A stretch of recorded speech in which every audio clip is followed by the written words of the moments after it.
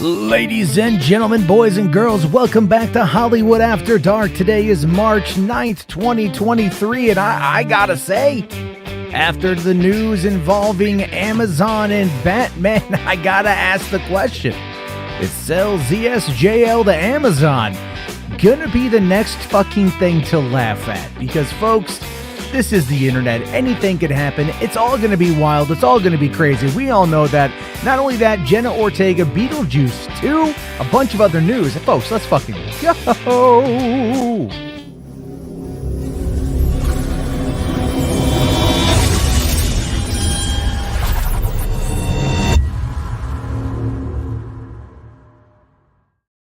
Hey, what's going on, everybody? How you guys doing? Welcome to the party. Welcome to the show. Like I said, it is March 9th, 2023.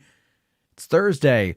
A lot of you out there have probably gone off to the theaters to see an advanced early preview night screening of Scream 6. So please, no spoilers.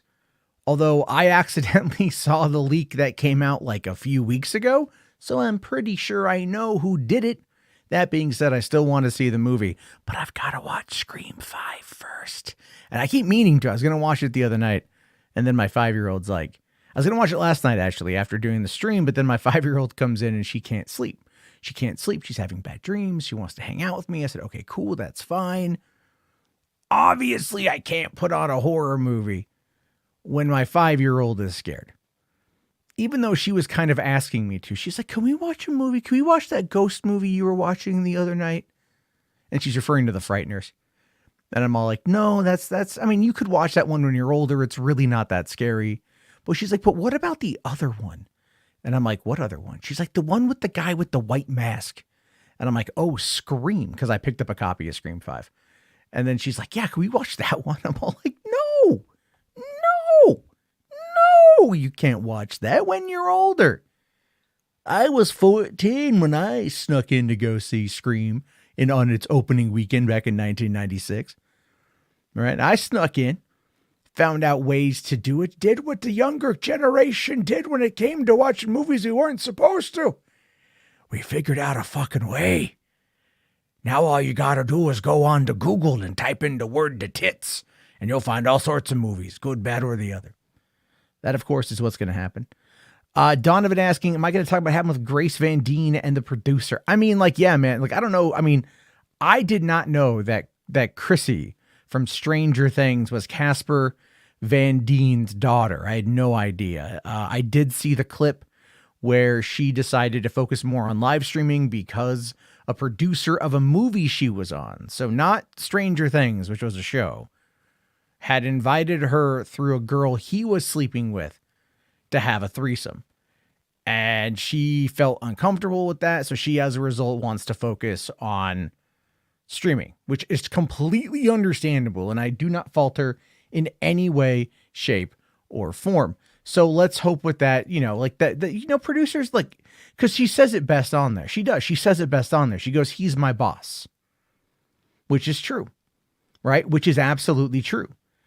So that's the whole issue. Her issue is like, it was a boss, a person in authority who was trying to to leverage that authority, if you will, to invite her into a sexual encounter.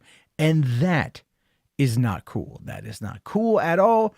And that should absolutely be shot down. Geeks here with a free member chat, Prime member for 1 month. Thank you, buddy. Asking, can Snyderverse die already and be excited for James Gunn's DCU? I already think the Snyderverse is dead and what capacity it was in. I'm excited for James Gunn's, I'm excited for James Gunn's universe to see what happens with that.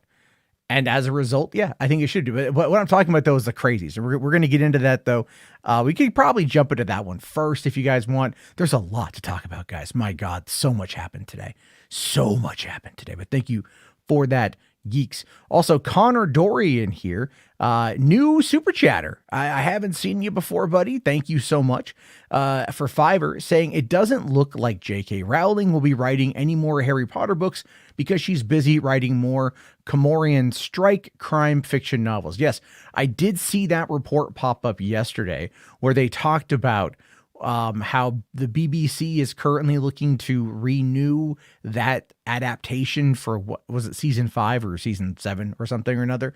And yeah, it's like, obviously money is going to win out in the end, right? Like, money is going to win out. It doesn't matter what you think about J.K. Rowling or her views. The BBC already issued an apology, right, for like labeling her transphobic. Like, a lot of people have kind of like, because she finally came out and addressed it, a lot of these legacy outlets have kind of been protecting her. And so people on Twitter are going to get mad, but let's face it, it's Twitter. They're going to get mad over everything, you know? So it is what it is on that one. You know what? I don't think she's going to write any more Harry Potter anyway, to be fair, but I do feel that her career as a writer is not over. There's clearly a lot of money to be made. So let's laugh at all that shit, right? Let's laugh at all the money that she will ultimately end up making off of all of this shit, because it really is the Streisand effect, folks. It really is the Streisand effect. Look at what happened just, a week and a half ago, where we unfortunately had to talk about a former member of this community, a former friend of mine and others, who was engaged in nefarious, illicit, and near probably illegal practices to try to silence and bully somebody into not talking about a friend of theirs in a negative way.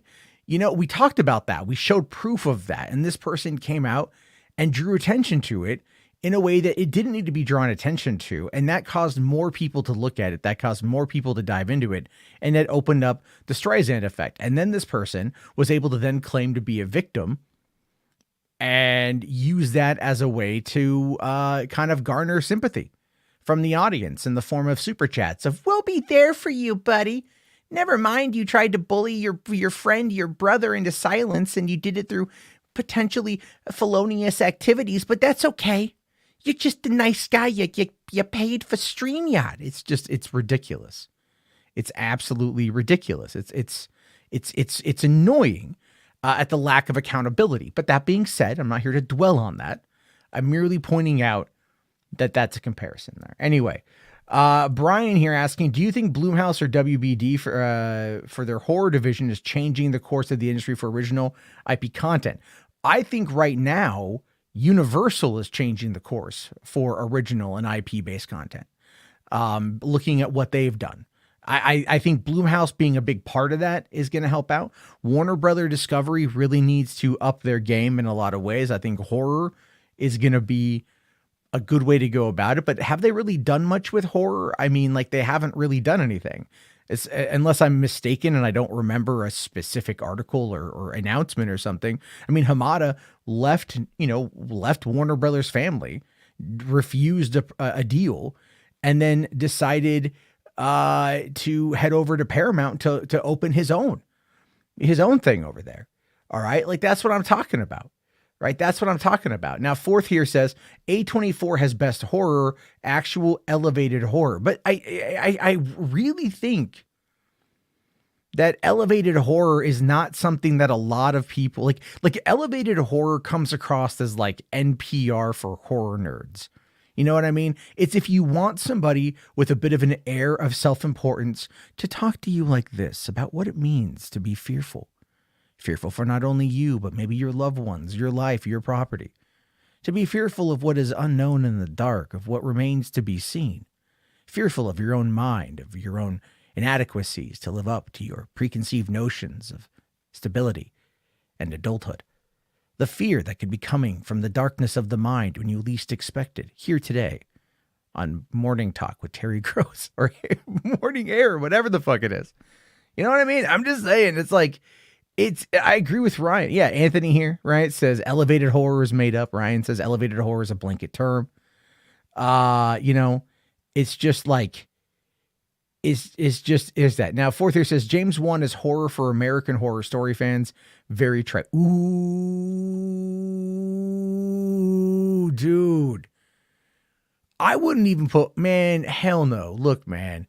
Ryan Murphy I'm not a Ryan Murphy fan, okay? So I'm not going to sit here and suck Ryan Murphy's dick. I am not a fan of that at all. I don't like American Horror Story. I think it is rather ridiculous. And I think it just tries to push the boundaries for the sake of pushing the boundaries. I don't really care for it, to be honest with you. But now Barbarian, yes, Barbarian was definitely, I don't know, wasn't Barbarian 20th Century? Or was that Warner's? I forget. Hold on. Who distributed Barbarian? What is up here? This was, by 20th Century Studios. So no, that's not Warner Brothers. The reason why it was on HBO Max is because of the deal that Fox had previously with HBO. That's why. They had that previous deal with them, and that's why there's that split. But no, it was 20th Century. So yeah, not Warner's. But again, it's an idea. Like, I think there's a lot going on with horror that Universal is playing on. What was it? Like Violent Night, for example. Violent Night came out 3 months ago, $20 million movie. Did marginally well theatrically. Actually, it's done very well theatrically. They put it on VOD before Christmas, did very well on VOD. And then I think just recently its worldwide box office just cracked 75 million. The movie is on home video right now and it's still doing okay theatrically. Puss in Boots is the same way. So Universal right now is the one that you should be watching. Universal is the one that's going to be making some serious ass power plays here very soon. And I think that's going to be what's fascinating about that. So, give us the Meg 2 Trench movie. Yeah, that's Paramount, I believe. That comes out later on this year. Mr. Toker says, Violent Night was decent, but I wouldn't call it a horror movie. I'm not referring to it as horror necessarily. I'm referring to it as just like original IP and how a smaller budgeted, very single-minded movie did very well. Even in and outside of its perceived seasonal outing. You know what I mean? So there's that. That's mostly what I'm talking about. Skywalker Brian here says, now it seems like we are getting Five Nights at Freddy's for Blumhouse every day for the production, and it's popping off right now, a 3-picture deal. Yeah, there's a lot going on with that. I wonder, there's a lot going on with that right now, and that's going to be really good. So, Nathan here says Oppenheimer is coming out through Universal. Very true. $100 million Nolan movie, after Tenet kind of crashed and burned at Warner's, and that was by Nolan's own demands. So there's craziness with that. But yeah, looking forward to that this summer. Eyes Only says, I wonder if Matt would make a major blockbuster if given the chance. I'll be honest with you, Eyes Only. If that ever happened, and I don't think it ever would. I mean, I have a lot of ideas. I would probably not want to direct it. You know what I mean? I would not want to direct it, to be fair. Write it, produce it. Sure. I would write and produce a big budget movie. Absolutely. But I don't know if I would trust myself enough to direct it. For one, I don't have enough experience with that. I don't have enough experience to even probably do a mid-budget movie myself. A lot of it would be working with the cinematographer, working with the producers to make sure we got what I wanted, but there's a lot that goes into it. You know what I mean? And so as a result of that, I don't know what I would be able to do. Now, if it was like a low budget found footage movie, which is what I'm into, then absolutely. I think I could do okay at that one, but otherwise I don't know. I mean, I would definitely do it. But we'll have to, again, it is what it is. So, okay. Sarah's here says, if I direct a blockbuster, I want to be a Nolan or a Snyder. Well, here's the thing though, is you got to start somewhere. Snyder started off doing music videos, and then you have, Nolan started off doing student films, and then, did a couple small things before getting the gig to do Insomnia. He did Memento, and then he did Insomnia. Insomnia was his first studio film. So yeah, Ryan says, I could see you producing and or writing the screenplay. Exactly. Maybe even being in the movie. Chan Talks More Movie says, any thoughts on Fox News lawsuit? And also just saw Scream. Good, but a little disappointed. I talked about the Fox News lawsuit a little bit the other night. I thought it's pretty interesting. I did do a short today. If you saw the short, I titled it, Don't Let Movie Talk Become Fox News. And that has a lot to do, again, with like kind of the Dominion stuff that we know about right now.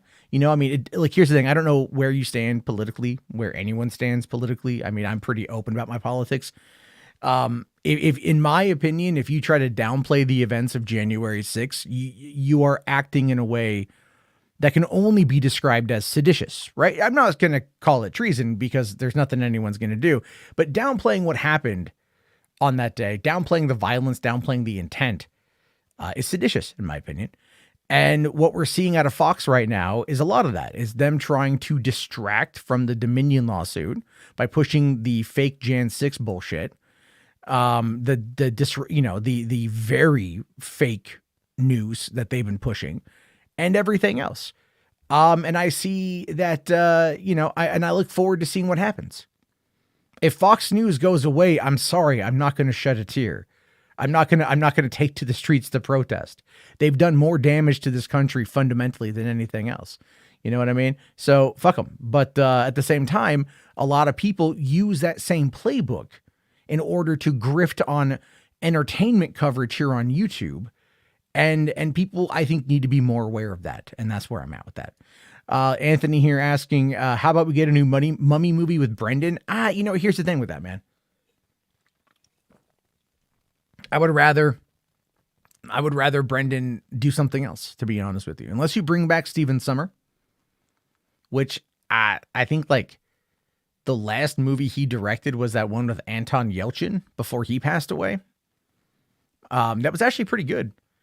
But he hasn't done much. And it's like, no, Rob Cohen did The Mummy 3. The Mummy 3 wasn't as good. It just didn't have the same kind of gravitas as the originals.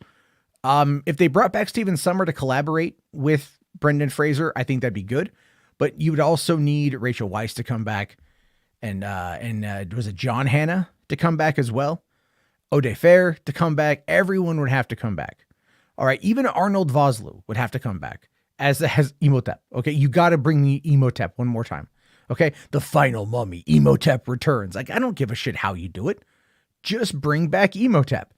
There you go. Juana here asks, what do you think of the backlash against The Little Mermaid, especially since it comes out how Sebastian and Flounder are going to look in the live action movie? Have we actually seen what Sebastian and Flounder are going to look like in the movie? Because I haven't seen that personally yet. I'll tell you this though. Everything I have seen in regards to The Little Mermaid looks atrociously bad, right? It just looks atrociously bad. That new poster they put out has no color in it. There's no vibrancy in it, right? There's nothing there that makes you think this is going to be a bright fantasy adventure.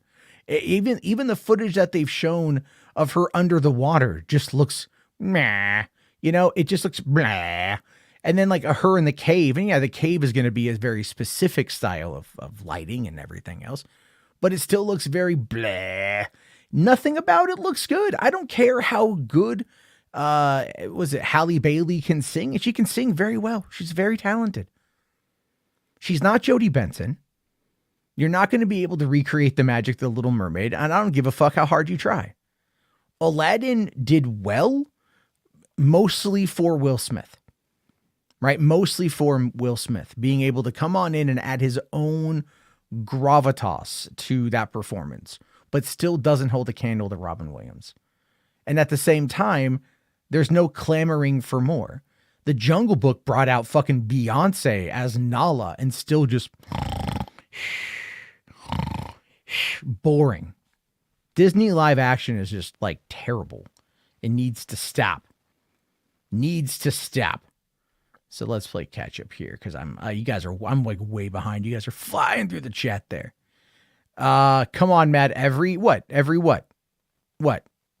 action? I fucking love Cinderella, dude. I do. I really do. What did I say? I said, oh, is Jungle Book not Lion King? Oh, sorry. I mean, dude, I'll say this. I finally watched Jungle Book. It's all right. It's Lion King, guys. I've had a long day. I've had a long fucking day.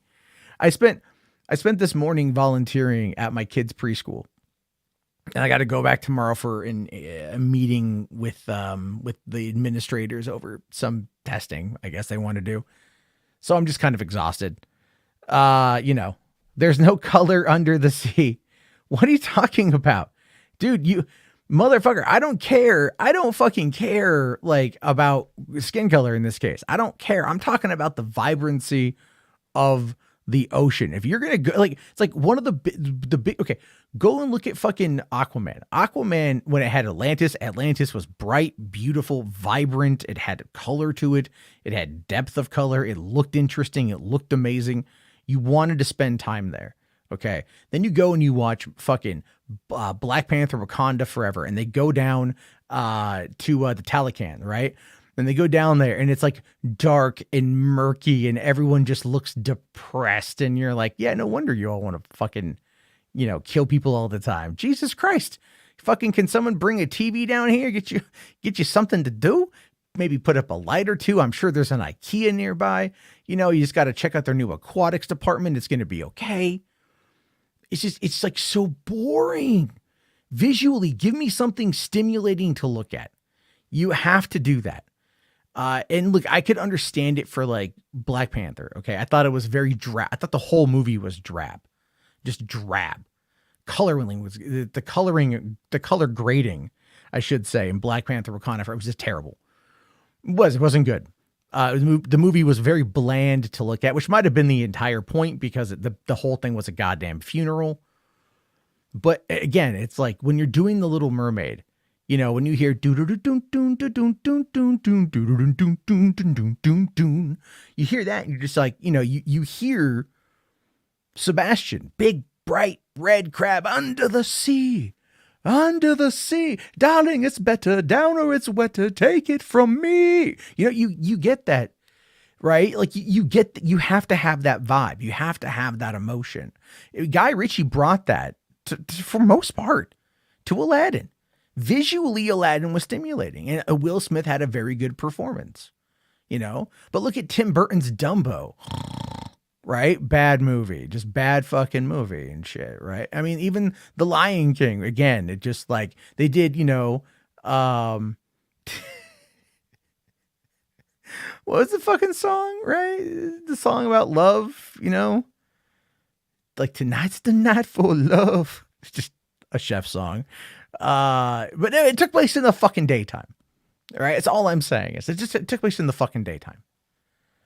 So, Jerry here says, I want to see a live action Snow White. Well, you're gonna get one. Who's playing Snow White with that? Isn't that Rachel Zegler? I think, I don't know. We got Black Dynamite. Wait a minute, Matt. No. Hey man. Hey, you got to change that now to wait a minute, Ralph. No.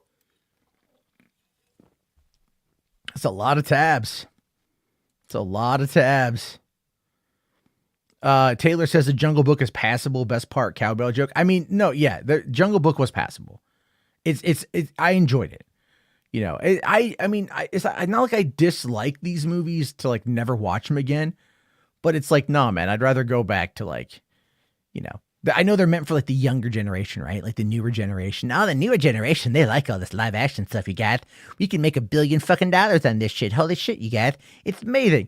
And then it's like, I got my kids and they're on Disney Plus and they're like, they want to watch the animated shit. And I guarantee you the animated ones are what's probably doing well. It's so ridiculous how Disney's been like, and I think Iger, we're going to talk about Iger article here in a little bit as well. And the Iger bit today, I think he understands that, but he also is a bit of a hypocrite too. Jess here for $5, thanks buddy. He says Disney needs to stop doing live action remakes or just do the underperformed movies. Do a live action Black Cauldron, follow the book. Hell yeah, dude. Do a live action Black Cauldron. You can do like, I think they actually own Secret of Nim now, don't they? I think they own Secret of Nim because that was Fox, right? I think look at All Dogs Go to Heaven. Anything Don Bluth, they motherfucking own Titan AE. Give me a high end remaster of Titan AE. All right, fucking that's a good movie. Got some problems with it, but it's a good movie. Throw the money into remastering Don Bluth movies. I mean, shit, at this point, Disney also owns The Land Before Time. I think. So that's a thing. It should definitely be done. Ryan here says Disney live action remakes are nothing but soulish cash grabs. I mean, I agree. I did like Cinderella though. I did. And I like the Alice in Wonderland movies as well. Because I think those can kind of lend themselves to that. All right. But like Dumbo, no, that movie, that's just a depressing fucking story. Do I need to have a live action Snow White? No. No, I don't. All right. Like, no, especially not in today's culture, to be fair. Because like, you know, they're just, it's going to be a thing. It's just going to be a whole thing. Let's see here. Skywalker Brian says, make sure you get your AMC theater popcorn at Walmart this Saturday. Okay. I had no idea that they're doing that. There's no AMC near me. So Toker says Zack Snyder color graded Little Mermaid. I think Zack Snyder would have made it much more visually interesting. The color grading would have been like black and white, and it would have felt like a noir movie, but it would have worked. It would have worked. Let's see here. Space Ship Poet, thank you for the $5. Says the undersea of the Little Mermaid should be a kid version of Suspiria. Yeah, sure. Why not? Let's fucking. Why not? Yeah, we'll scar every child known to man who watches that movie. Let's do it. Now, okay, Reader says Haunted Mansion looks like fun. Yeah, but Haunted Mansion's an adaptation of a ride, and even then it's kind of an adaptation of the movie from 20 years ago, not a live action animated movie. So can you feel, that's right, thank you. It's Can You Feel the Love Tonight? Why did I fuck that up? Yeah, exactly. Can you feel the love in the mid-afternoon as we watch the sun? Dun. It's so high in the fucking sky right now. It's not dark at all. But wait, isn't this song about loving when the dusk has set? It doesn't make any fucking sense. They fucked it up. Anyway, sorry. Rodney P here says, so bright colors is really all it takes for you. Bright colors and shiny objects. You dangle some keys in front of me, I'm fucking happy, Rodney. All right, there you go. Yeah, but see, Fourth here makes a good point. My complaint isn't the color. It just looks cheap. Digital filmmaking looks like garbage. See, here's the thing with that. Digital filmmaking does not look like garbage if you have a cinematographer who knows what they're doing. Largely, these movies, these very visually effects-driven films, are all done through pre-visualization. They've got most of them already ready to go, and then they just shoot around it, basically.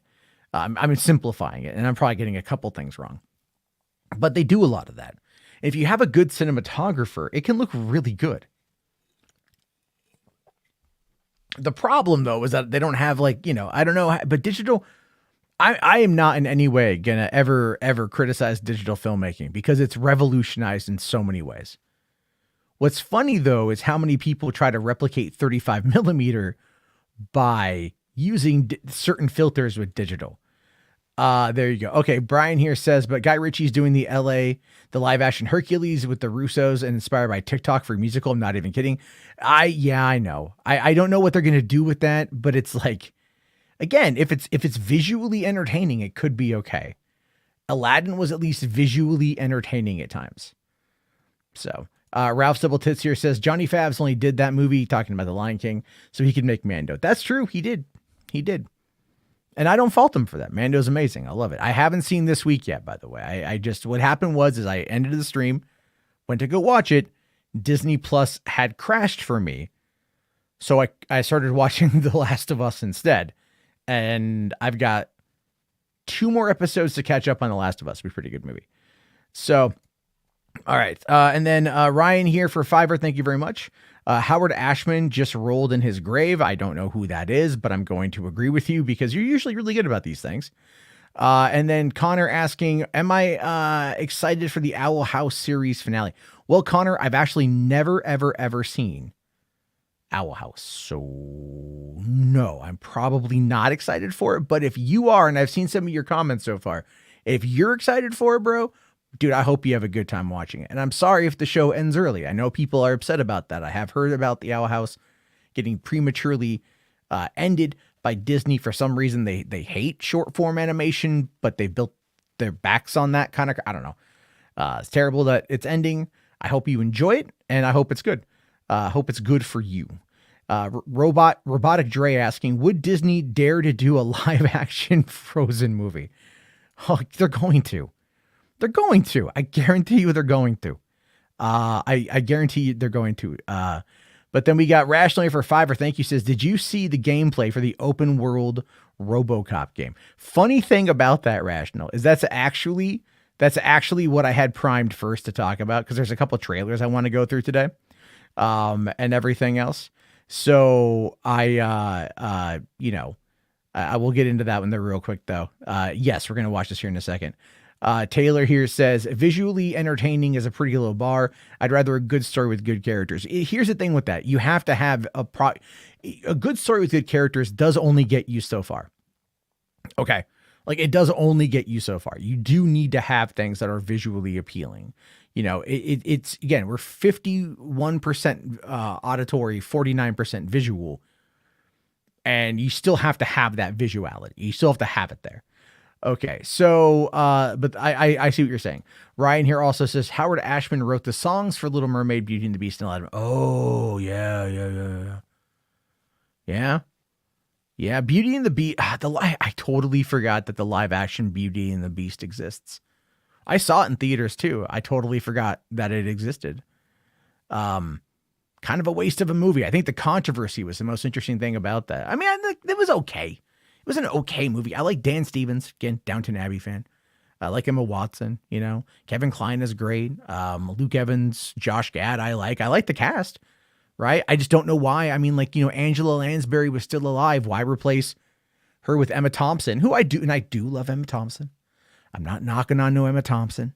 All right. I watched the fucking Matilda the musical predominantly because Emma Thompson was in it as Trunchbull, and she was great. So yeah, no, whatever. But yeah, Little Mermaid, I'll probably check out on Disney Plus when it comes out.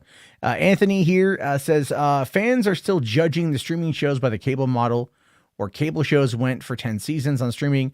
I can't really handle shows going for 10 seasons. I mean, I think I get what you're saying there. So we're in a weird space because streaming services need to make things work. They need to find a way to keep bringing in people and avoiding the churn.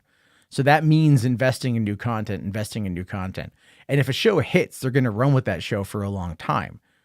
The problem, though, is that if a show doesn't hit right away, the algorithm kind of determines that it's a bad show and they cancel it because they don't want to give it any time to find an audience. You figure a show, they have a platform with 220 some odd million users. That's just accounts.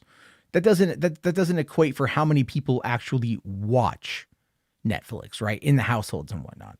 If they spent more time curating content, like really listening to their fans and curating content, they could develop shows that would have that hit after hit after hit after hit and do well. But they just don't do that for some reason. And I think they're going to eventually have to figure that shit out there. But anyway. Okay, so let us...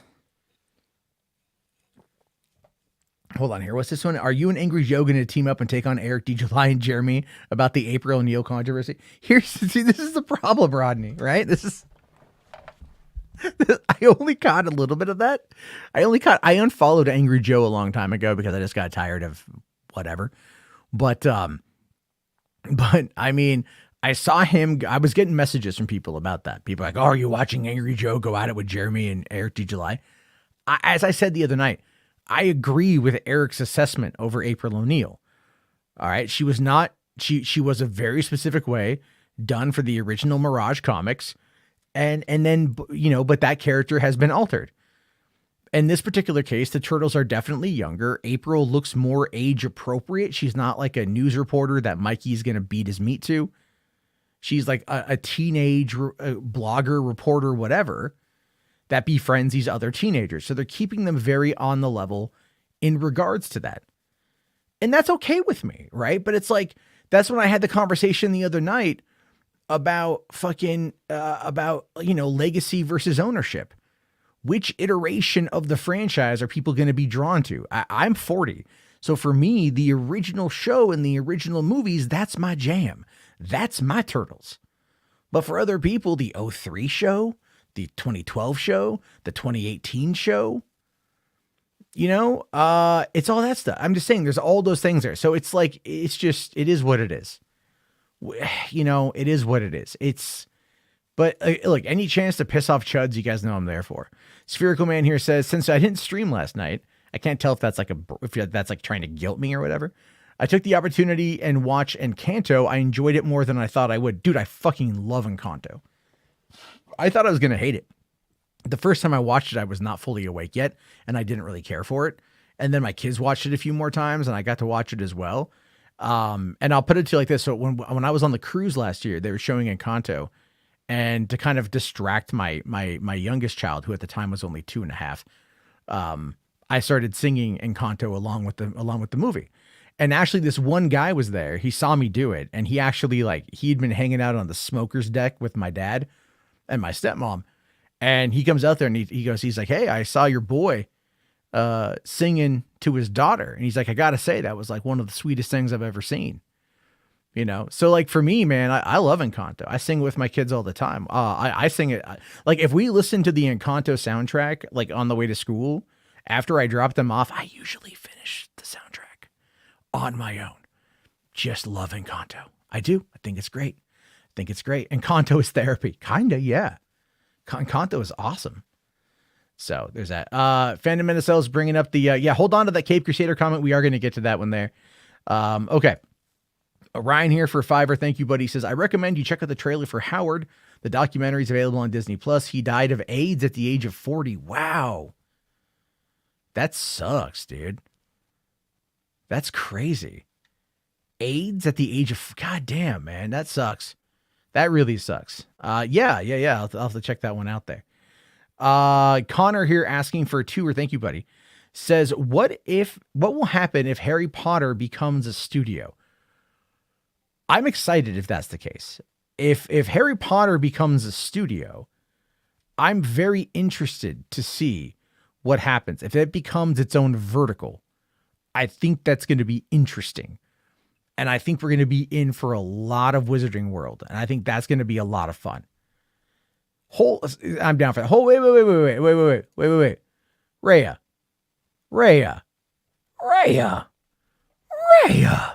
You haven't watched Encanto yet?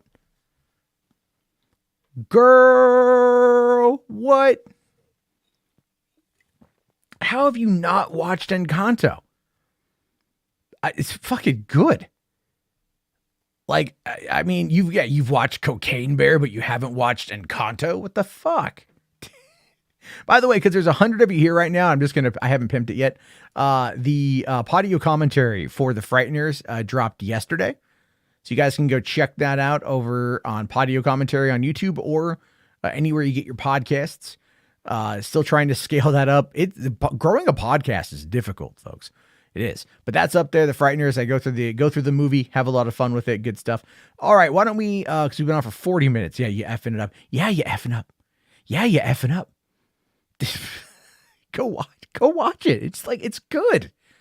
Seriously, it's super good. I can't recommend it enough. Nihilus here says, why did YouTube not inform me the live stream? I think because I set it for 10, roughly 10, and then I upped it to 9:30. That might have been the case, Nihilus. But double check that you have the notifications turned on. I'm terrible about posting about it in the Discord and posting about it on Twitter. So I kind of rely on that, but thank you, buddy. Throg for tenor. Thank you, buddy. Matt, big wet sloppy kiss to you. But if you call the CGI Lion King live action one more time, I will sacrifice a goat in your name to Mephistopheles. Only if it's Mr. Mephistopheles, okay? And you do it while singing Cats. And it's got to be a song about buttholes.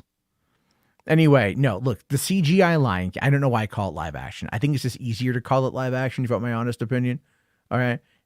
No, it's not live action. It isn't. It's all CG. It's got photorealistic imagery, which is what tricks our brain into believing that it's live action. But you're right. It's not live action. It's not. I mean, technically the Jungle Book is way more live action. Never mind the fact that Mowgli is like, I don't know, one of the only humans that is there in the fucking movie and everything else. So I get it. I understand. But thank you for that. And I really hope you don't have to sacrifice a goat unless you plan on eating it. There you go. Robotic Dre. Ooh, this is the thing. Have Chris Columbus run the potential Wizarding World. I mean, have him definitely come in as an advisor. Have Chris Columbus come in as an advisor. Keep David Yates the fuck away from it. No shade at David Yates. All right. No shade at David Yates. But he's had his run. He's had his run. Let's leave it at that. Let's leave it at that one. Fourth here says the talking animals didn't put it in the animated category for you. I mean, I don't know. I watched it one time. You know, I mean, look, I love, Brandon here. I like the original Lion King. Exactly. You know, I think the original Lion King is fantastic. I can watch it anytime. Not a problem. The new Lion King live action CGI, hyper realistic animation, whatever you want to call it. Meh. You know, it is soulless to me. I just prefer to go back to the animation, to the hand drawn 2D animation. But a lot of it looks like, I'm telling you, the shit from the 2019 Lion King movie, honest to God, looks a lot like it was made in like with AI art. You know what I mean? Like it kind of does. You can find like some hyper realistic AI art, you know, and you can easily bring that up. It's not even that difficult. People, you know, make that crap all the time. So it's just, yeah. That's kind of what it looks like. And like I said, give it the next couple years, and hell, maybe not even the next couple years, but you know, in the next year or so, and you're going to end up getting, a fair amount of AI art that's going to be comparable to high fidelity filmmaking, and they're going to be able to make it work. And it's coming faster than I thought. I mean, it's coming faster than I thought. I watch a lot of that stuff, a lot of those videos about everything, and you know, it ends up just being like what's coming. Like, okay, like I'll show you guys this real quick. We're talking about the Lion King. This is AI art. I just went and found this in the AI, the Midjourney Discord real quick. Yeah, it looks like it's pencil. It looks like it was drawn with the pencil. From a distance, you would probably not be able to think that this was not done by a person. This was done flat out by a computer. And if they were able to find a way to animate this or to up-res it and animate it, it's going to have a thing. You know, I'm just saying, Donovan here says, I'm not a fan of AI art. A lot of people aren't, but a lot of people are. I am a fan of it, but it's mostly just out of curiosity. All right. It's just out of curiosity for me. Ryan for 5, thank you, says shadows have often been used to hide imperfections. That's true. They have. Now we're just getting to a point where it's all so hyper realistic that the shadows aren't really going to be able to hide it because the pixel usage is so high. You know what I mean? So we'll definitely get to that there. But it was, Patrick here says, but it was fed art to create that. It was fed art to create that, but it also created art on its own. And now that art's been uploaded and other art's been uploaded, it can create wholly unique creations as a result of that. Right. So again, the idea there behind AI is one that a lot of people are going to have a lot of issue with. But, you know, again, looking at how it creates this kind of stuff is just really where the future is going to go there.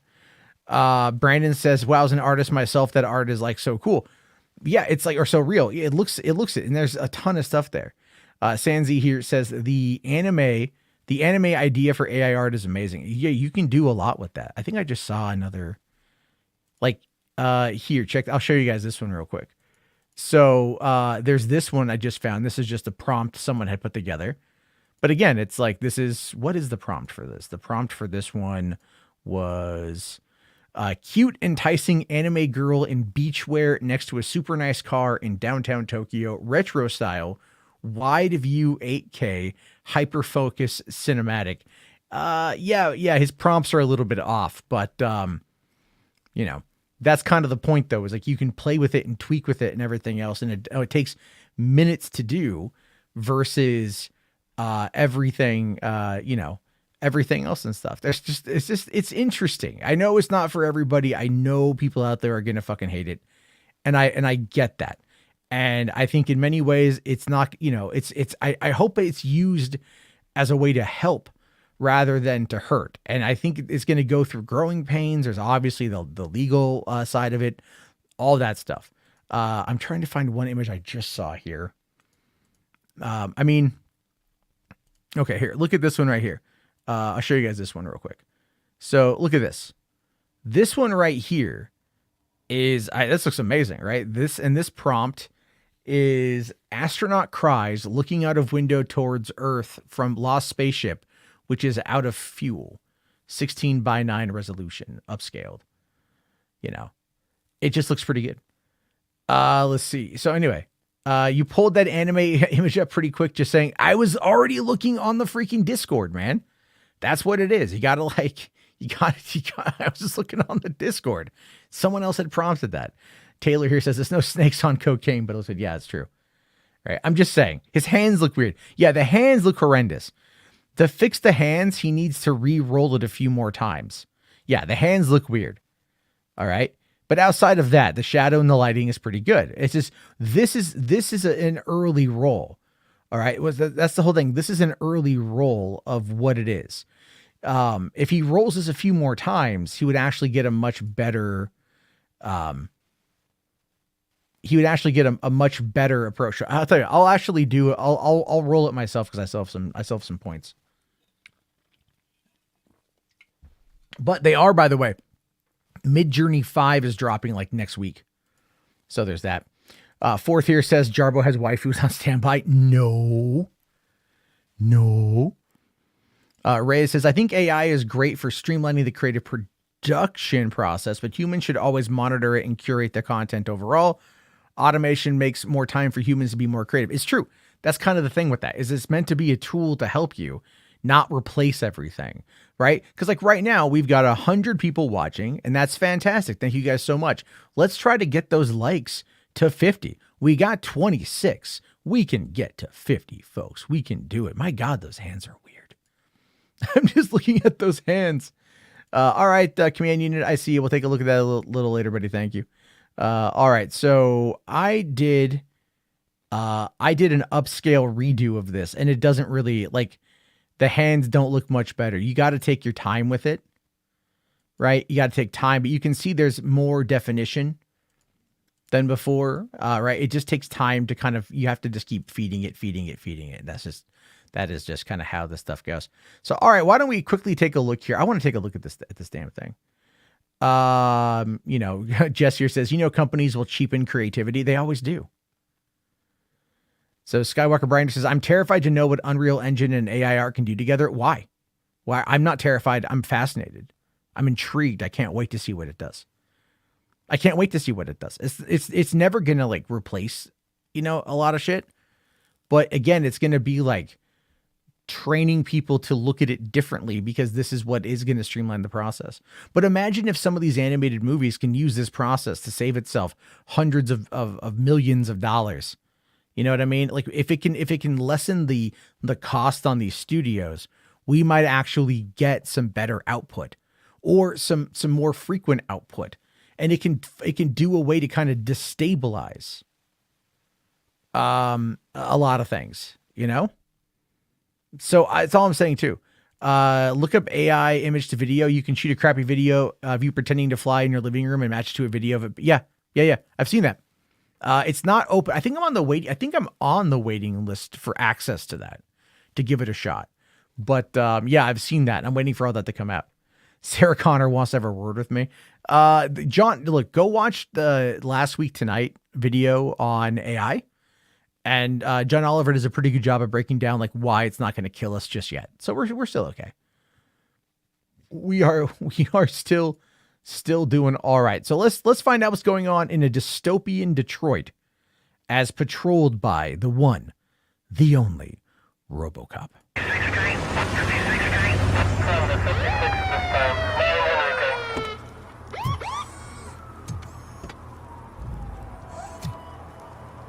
Dead or I really hope I know Peter Weller's probably not doing the voice. This city, didn't you?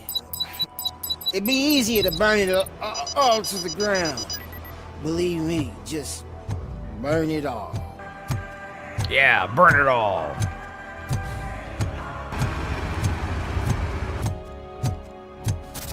Come back with a warrant, cop.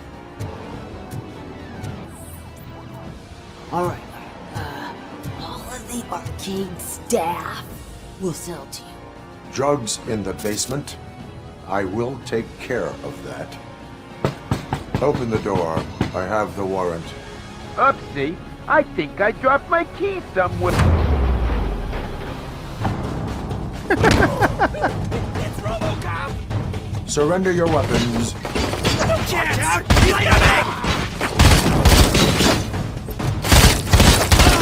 Finally!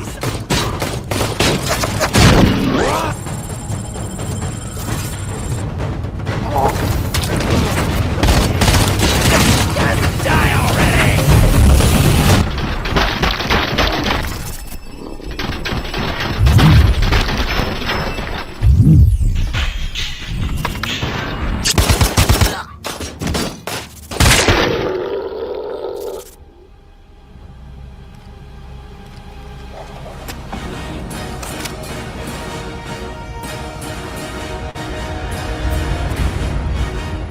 All right, all right. Is there anything more here?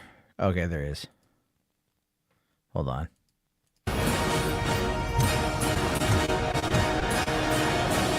One parking ticket is all it takes to improve mindfulness. Oh my god. All right, so that could be fun. That could be fun. I think one of the bigger problems with that I've seen is like, you know, you're just a bullet sponge, but I think the point is you're just going to be killing a shitload of dudes, and that's what everyone's into, you know? Like, yeah, just fucking kill these people, motherfuckers. Oh yeah. So, the anyway, oh my god. So okay, let's all right, command unit. Yeah, we'll get to that towards the end, man. Thank you. We'll do yours at the very end. I appreciate that. Peter Weller is doing the voice. Oh, sick. Okay, see, now I got to get it. Now I got to get it. Now I got to get it. Right? That's it. Ralph's Double Tits here says saving money for RE4 and Jedi Survivor. Yeah, man, I'm definitely gonna go for Jedi Survivor. I'll wait on RE4. I've played it. It looks fun. I think there's a demo. I'll download it, check it out. But I'm just, you know, I don't know. I'm kind of at a point now where I'm just like, certain games I'll get. Certain games I'll just wait for. Like Hogwarts Legacy, I want. I know. Mad Queen Danny's here. I want Hogwarts Legacy. But I'll wait for it to drop in price. That's all. So, Sarah here says, wow, that's Peter in the voice. He sounds so different. Because it was definitely, you know, enhanced, if you will. It was enhanced with probably artificial intelligence. So, but all right, let's take a look at another thing. This is a thing that popped up today. Jennifer Lawrence in a new romantic, sexy comedy. All right. And so this is called No Hard Feelings. And this is, you know what? Let's see. I don't know. I haven't watched this trailer yet. I'm going to have to, how do I put this delicately? My brain shuts down when I look at Jennifer Lawrence. There you go. So let's go. Hi. Mind if I touch your wiener? What? Dog. Gary, what the fuck? Court order for asset seizures. So they're taking my car? You went radio silent on me. Is that what this is about? Just last night, I thought, I missed that fucker. Is that true? Buongiorno. That's my cousin. Gary, I swear to God, he's my cousin. He's my second cousin. There's something seriously wrong with you. I'm an Uber driver and I don't have a car. I'm gonna lose my house. You think I chose this? Look at this. Need a car, date our son this summer, then bring him out of his shell before college. In exchange, we'll give you a Buick Regal. Date is in quotes. gotta be a joke, right? No, have you seen these helicopter parents? I'm surprised they're not gonna fuck them themselves. We've just been so worried about our son. He's going to Princeton in the fall. Oh, I've heard of it. You know, we tried everything to bring him out of his shell. He doesn't come out of his room. He doesn't talk to girls. Doesn't drink. So when you say date him, do you mean date him or date him? Yes. Date him. Date him hard. Okay. I'll date his brains out. He volunteers at the animal shelter. Hi. Mind if I touch your wiener? What? Your dog. How about I give you a ride home? This isn't the way to my house. It's a shortcut. You're my hostage. What you got down there? Something for me? Why? You tried kidnapping me! You're 19. Grow up. This kid is unfuckable. Have a drink together. He'll have a Long Island iced tea. This is the worst iced tea I've ever had. One thing about me, I'm the baddest alive. Dance party. Don't know what to do. I just know my mom would have wanted me to save the house. He's probably just nervous. Why don't you loosen him up? We can go skinny dipping. What about sharks? Run here. Jellyfish? Not this season. It's really the lack of lifeguards. Let's get the fuck in here right now. Okay. I'm just a bit of a romantic. He's actually really sweet. The best part about getting older is not giving a fuck what people think. I'm an adult now. I can make my own decisions. That's good. You want to savor it. Savor it. Come on, you're getting out of here. You don't belong here. Let's touch me. Get away from her! Stay. Oh, fuck! We should go. Maddie, you can't outrun the cops! I can't lose my license.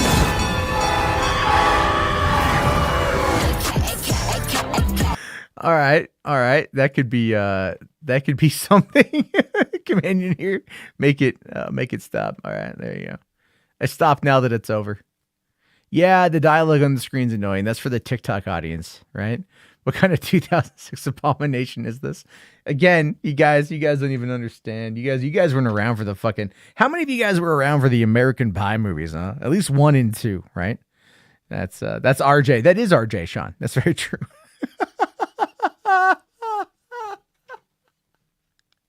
RJ's gonna watch this and be like, "Yo, dog."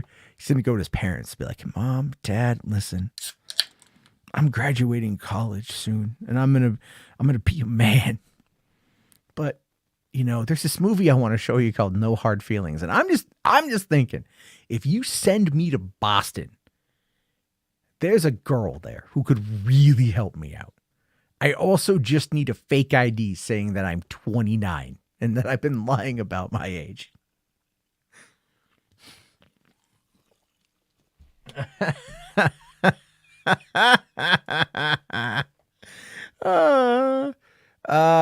Firesonic asking, do they really think that Jennifer Lawrence's boobs are going to save this movie? I mean, I'm interested. So, Ray here says, I feel bad for J-Law having to be in this. It can't be any worse than Red Sparrow, can it? Or Red Widow, whatever it was. Red Sparrow, I don't know. Simon here says, American Pie sucks. It's all about Road Trip. All right, listen, Doc, you want to throw it? Look, man, I love Road Trip too, but you talk about the enduring legacy of a franchise. There's like 7 American Pie movies and shit. There's like 2 Road Trip movies. You don't even know. You don't even. Oh, okay. Taylor here says, I saw an advanced screening of American Pie 2.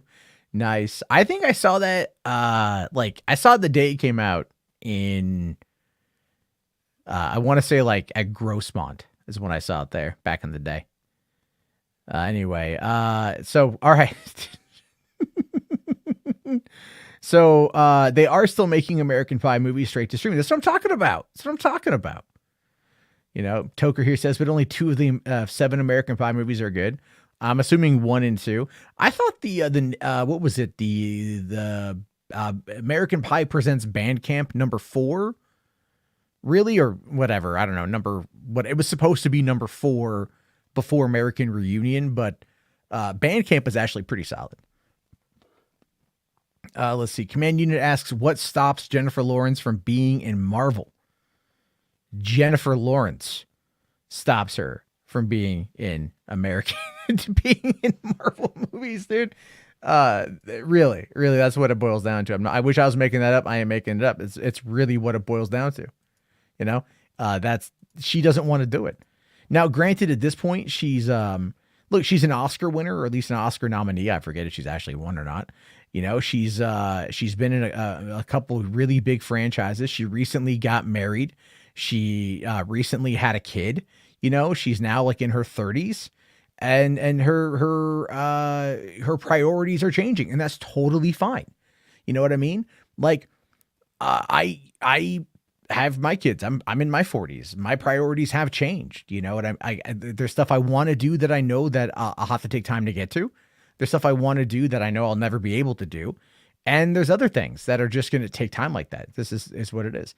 Command Unit here also too. Thank you. Says, oh yeah, X-Men. I forgot for a second. She was in 4 movies. She was in 4 X-Men movies and 4 Hunger Games movies. I mean, yeah, it's okay. After Days of Future Past, you can largely forget Mystique. You can largely do that. 100%. Sifu here says, I think she hated being in the X-Men ones. She definitely hated Apocalypse and Days of Future Past, or and Dark Phoenix. But I think she liked, I think she enjoyed the Days of Future Past because of Bryan Singer. I think it was just a different, just a different thing. So Vin Frost here says, just got here. Will I be seeing Renfield in April? Yes, I will. Renfield looks amazing.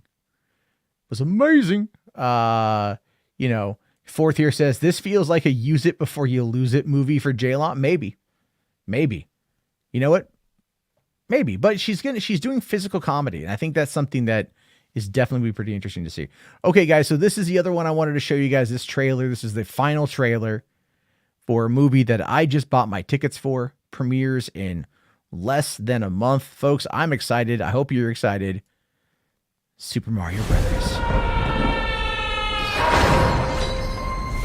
Where am I? Ooh, fresh meat for the grinder. Pay him no heed. He is cute, but he is. There's gotta be a way out of here. There's no escape. The only hope is the sweet relief of death. Whoa! Oh, you've got to be kidding me! My army! Koopas! Goombas! Whatever those things are! Aww. We will destroy the Mushroom Kingdom! Bowser is coming. I'm not afraid. I'll do anything for my brother. We're going to save him.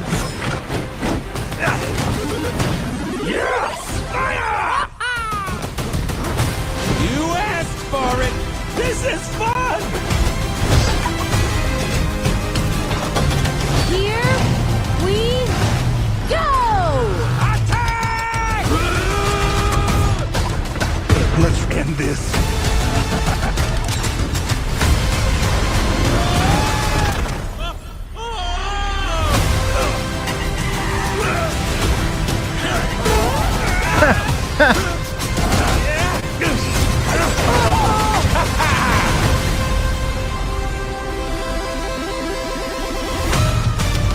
Holy shit. All right.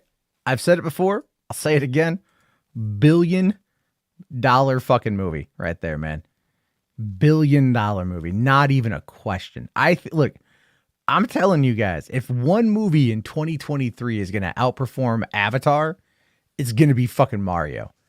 It's going to be fucking Mario. There's no question about it in my mind. All right. Mario just pulled a GTA. Yes. Mario Kart confirmed. Holy shit. I mean, it was in the original trailer, but yes, now we've got full on Mario Kart action. All right. Even the butt drop. Even the butt drop from 64 is there. Right. So I'm like, I think it's from 64. I definitely cannot wait to see this. Isaac here says, yeah, I'm calling this now. This will be the highest grossing movie of the year worldwide. I agree. Spherical Man, I am ready. Let's go. That's right. You know, Sarah's here. Technically, Avatar is still 2022. I know what you're saying. I know.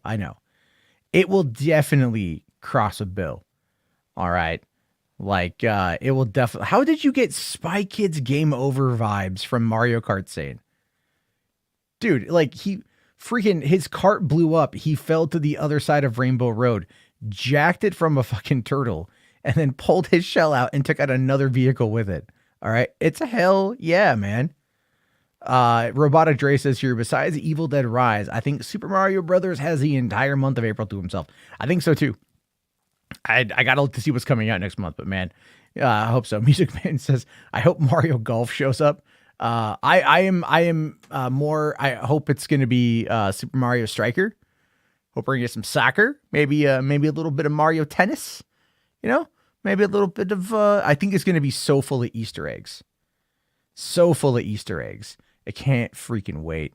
Hold on here, Maverick. Unpopular opinion, Super Mario 64 is overrated. That is an unpopular opinion. I have to ask though, Maverick, I don't know how old you are. With a take like that, I'm just curious how old you are. That's all. Right? I'm just curious because I'm just wondering, were you born before the game came out or after the game came out? And if you were born before the game came out, was it like a relevant part of your childhood? Because that game dropped when I was a teenager. And so, but see, the thing is, I have a connection to Mario 64 to my grandmother. So for me, like, I love it, right? Because my grandmother retired, and my aunts, my uncles, my mom, they got together and they bought her a 64. And with it, Super Mario 64, because they had retired and relocated to the coast, and the Oregon coast gets a little rainy. It gets a little rainy from like September until June. And so, my grandmother gets seasonal depression. I know because I get seasonal depression pretty bad the older I get. And so what happened though is she got really heavily into Mario 64 and just loved that game to the point of where like I was over there one time and I was playing it and I was having trouble getting a star and she was like, move over. And I'm like, Grandma, I got this. She's like, whatever. Takes the controller, gets the star. She got all stars in that game. Multiple times. She dominated and mastered Super Mario 64. So for me, and we would hang out, we'd play it. Like, I miss my grandmother. She's been dead now 10 years in May. So yeah, so for me, if she was still alive, I would have taken her to go see this. I would have,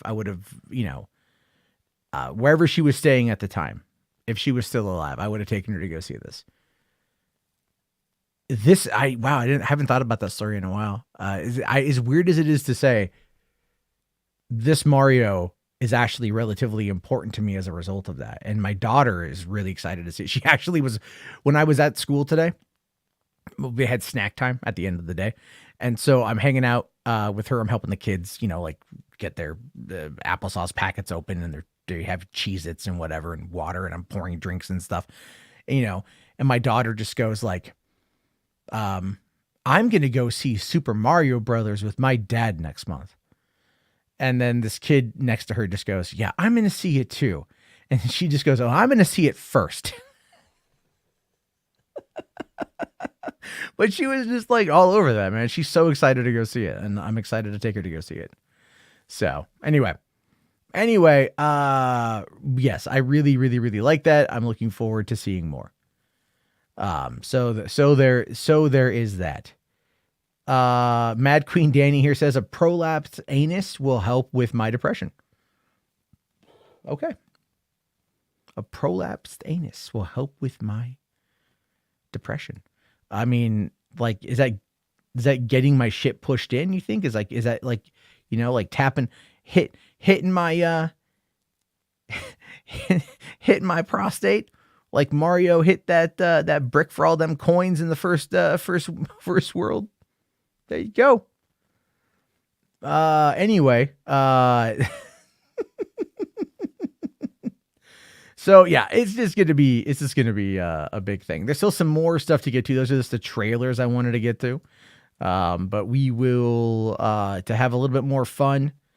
We'll invite in a wild card character. See if she wants to come on in. While we're doing that, there's actually another trailer that dropped today. This is going to be fascinating. This is for another game. I meant to play this actually first, but you've got the Gollum game just got a new trailer. Gnaws iron, bites steel, grinds hard stones to meal. So shiny, yes, so beautiful. My precious. The darkness grows beyond our borders. My people are growing anxious. We cannot let this evil linger among us, Gandalf. The Dark Lord, what did you tell him? Nothing. We swears. The Lord sent me, his emissary, to oversee matters in person. The creature, bring it back. Kill it, if need be. We must find help. He mustn't see us. No, not him. Don't be scared.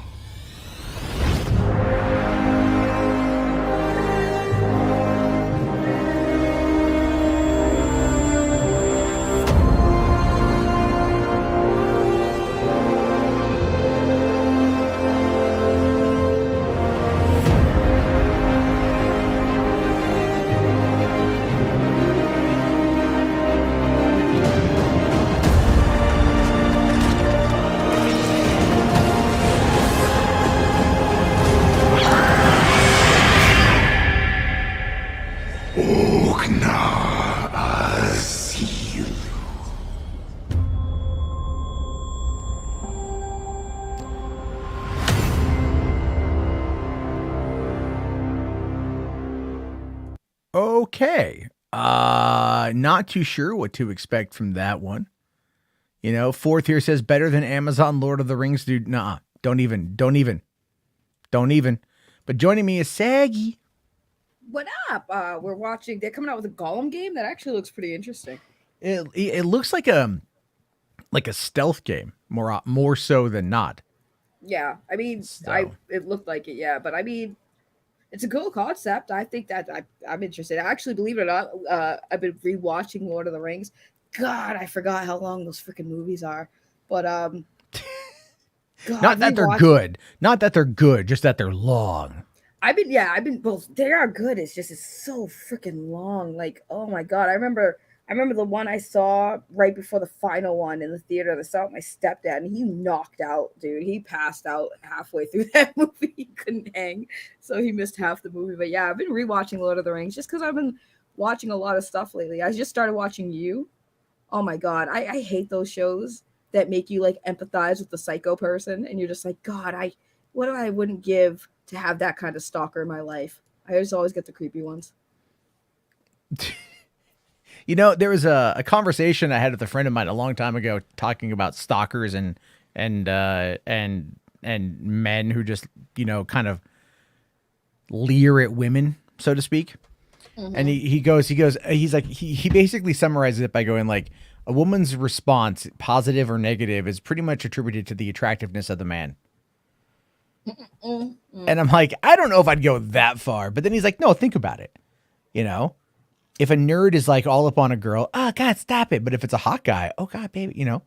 I know that's really sad because like the actor who's in the plays the crazy guy, he's super hot. And I'm Penn like, Badgley? Oh yeah, yeah. He's an attractive man. Yeah, and I'm sitting there like, why is this a problem?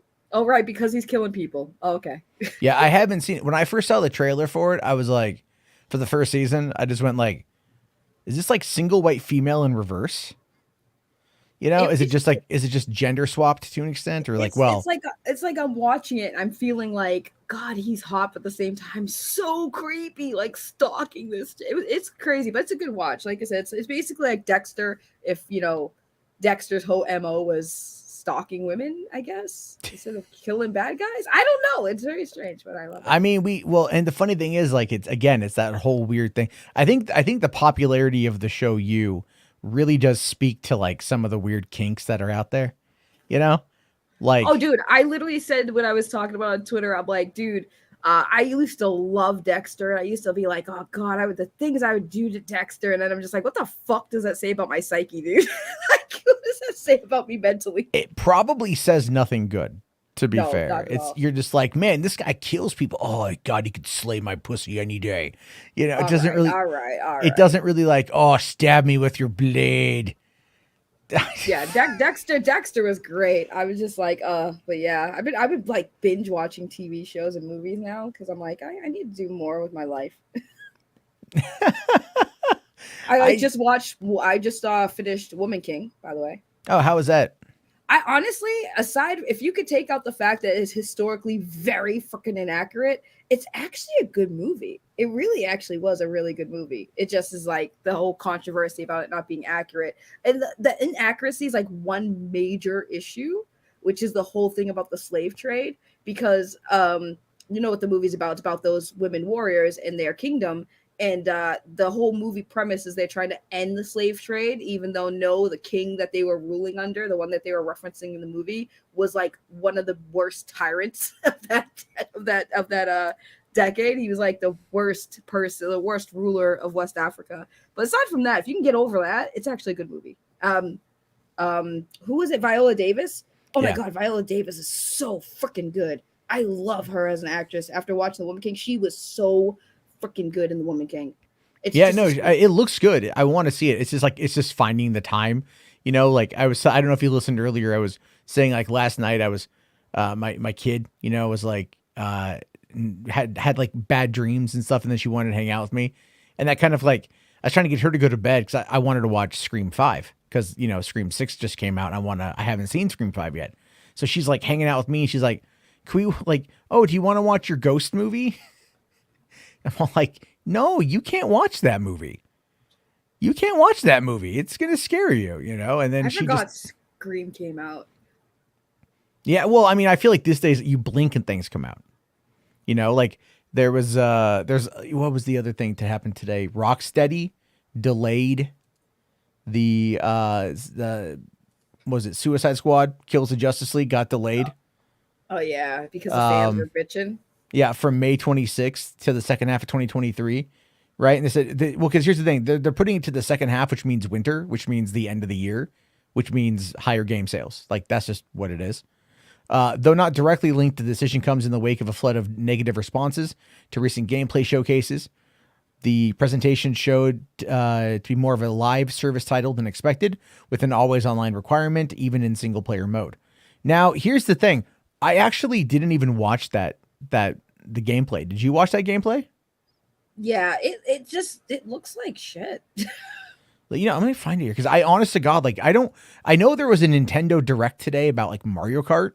Yeah. And I got like no freaking idea because like I think I really do feel, I know I'll get crap for this, but I really don't like Nintendo Directs. I think they're boring. And like Sony's, their state of plays bore the shit out of me too. Like I fall asleep watching half of them because I'm just like, I'm like, why is this making me so sleepy? And then I get into it and it's like, oh yeah, it's just something about it is just boring. So all right, here, let's take a look at this real quick since I haven't seen it. Let's take a look at this. This is the Suicide Squad Kill Justice League official co-op gameplay. How bad is this? How bad can it be?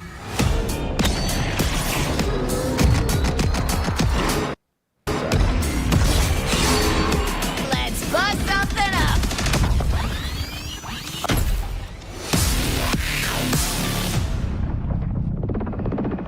Oh, you know what? Hold on a sec. Hello, Brainiac? Is it happening now? Great. You will have Luther ASAP. Good news! You want Luther, all you have to do is come and get him.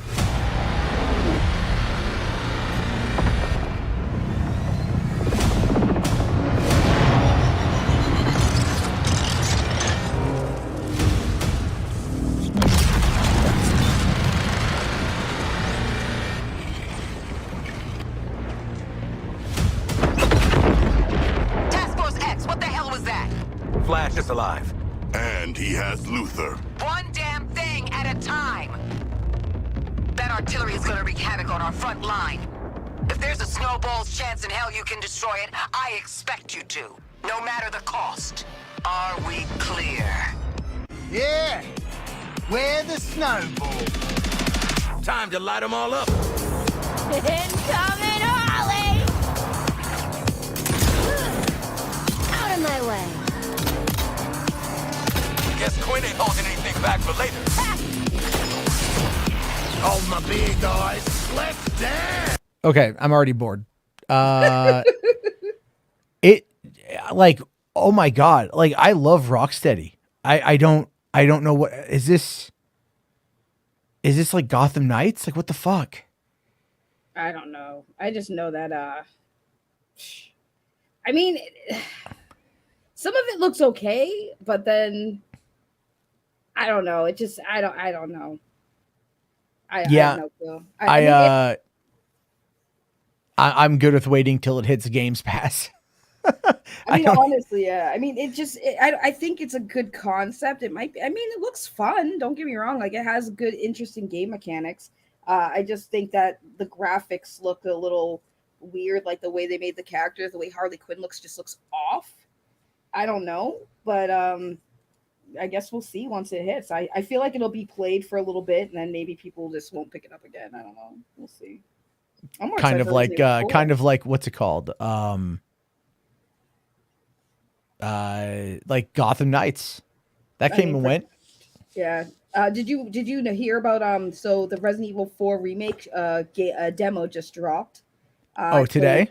It dropped today. I played it. I streamed it on my gaming channel for a bit. The remakes are looking phenomenal. By the way, fun fact, I don't know if you heard about the controversy. People saw there's a part in Resident Evil 4 where you save a dog and yeah, so you actually see that dog in the demo, spoiler alert, and it's not the same dog, so I'm pretty sure the dog is still alive. Because the image that was shown is in the first part of the game where you don't see the dog that you saved till like midway.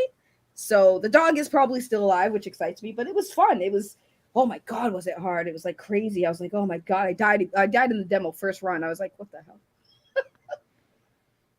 There's I mean, I'll definitely, that's what I'm interested in. Because I did play RE4, but I think if it was down to like that or Jedi Survivor, I'll get Jedi Survivor. That's just kind of more my jam right now. Because I have to think of like games I can get where it's like I can play if my kids want to hang out, which they always seem to want to do. Well, yeah, they're getting at that age. They're getting at that age, yeah. They're just like, like let's hang out. I'm like, I can't play like Dying Light 2 with you here. I can't play Resident Evil with you here. Like it's just that part's unfortunate. So it's like figuring out all those kind of ways. But I mean, Jedi Fallen Survivor, it's something we can do. I'll wait to see about Suicide Squad, Justice League. Like it's fine. All right, here. So let's talk about this because I know it's surprised RJ isn't, just drowning in his own fluids right now. Jenna Ortega circling Beetlejuice 2. Did you hear about this one? I did. I saw it on the Twitter. Yeah. What's really interesting about this is that this is written by Beatrice Verhoeven and Boris Kitt.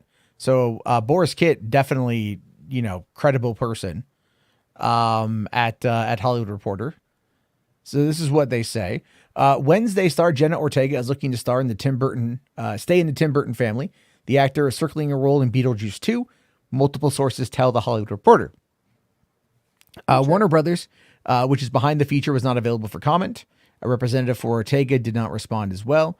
The news comes as Ortega hits theaters with Scream 6, which could land the top opening in the franchise's 25-plus year history. Tim Burton, talking about the original film with Michael Keaton, is expected to direct, with Keaton returning as well. Production is eyeing a late May or early June shoot in London, but a budget has not been set, resulting in a back and forth. If a deal is made, Ortega would play the daughter of Lydia, played by Winona Ryder. So, I mean, that should be very interesting to see what they're going to do with it.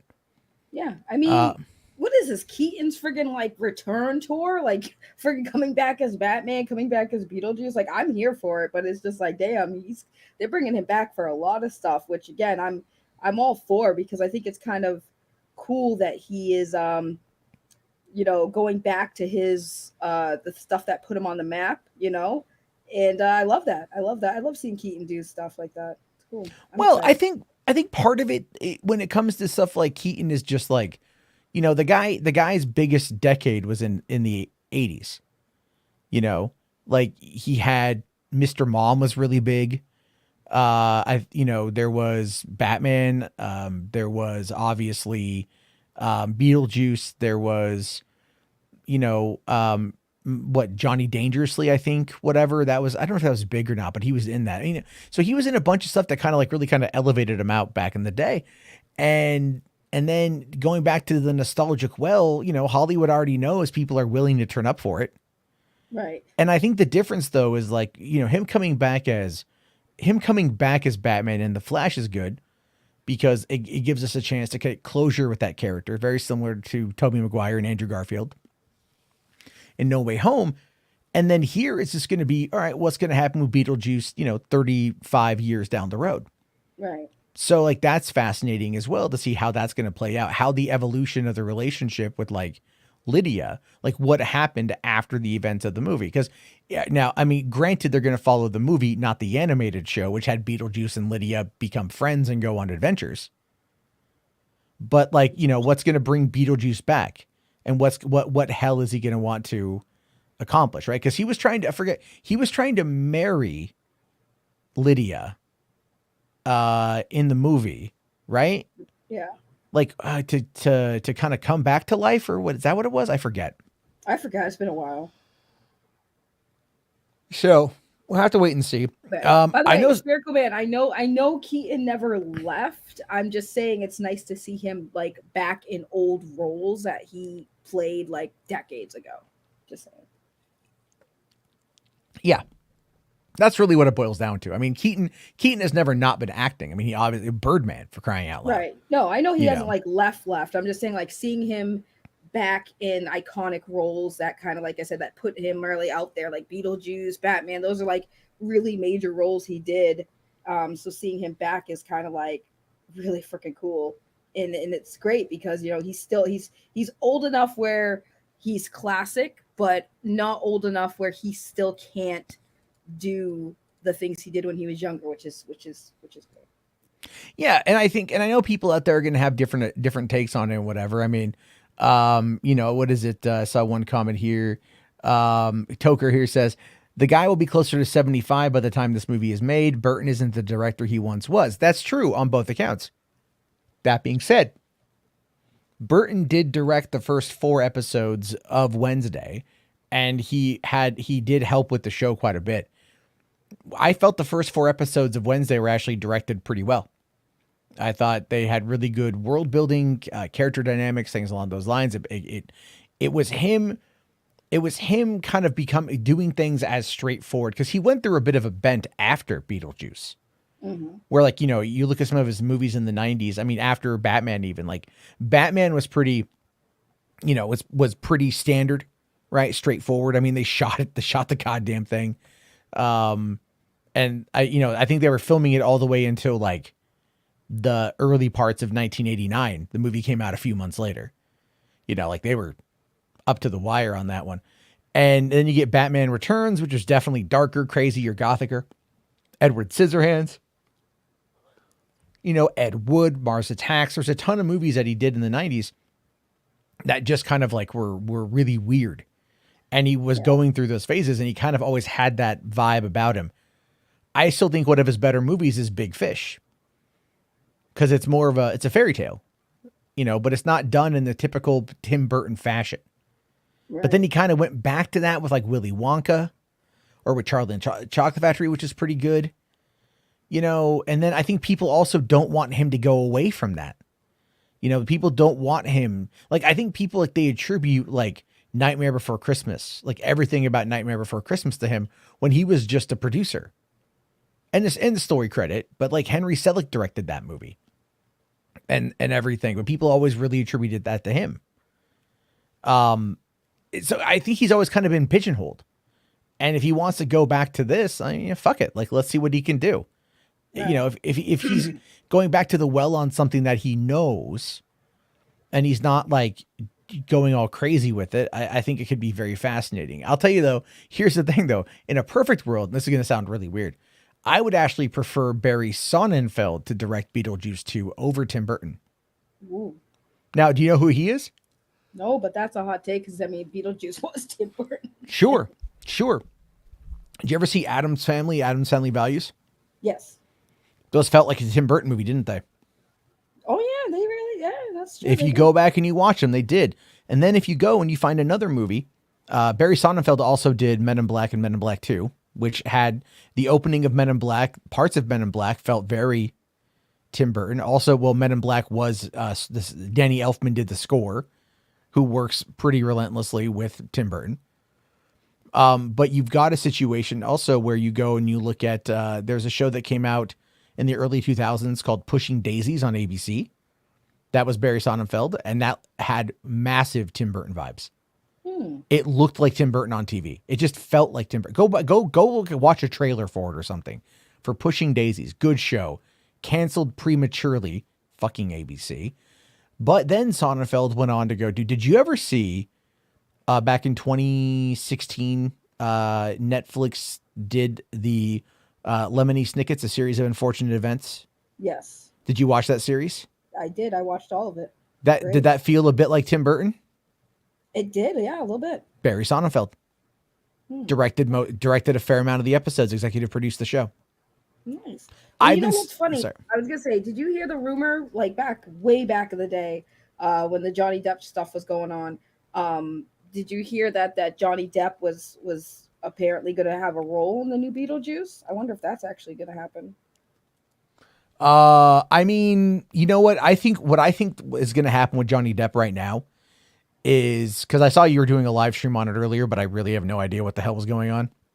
I tuned in for like a minute. I'm like, I don't know what's going on, but so every stream. Well, yeah, because I mean, I don't have my fingers on the pulse of the drama like you do.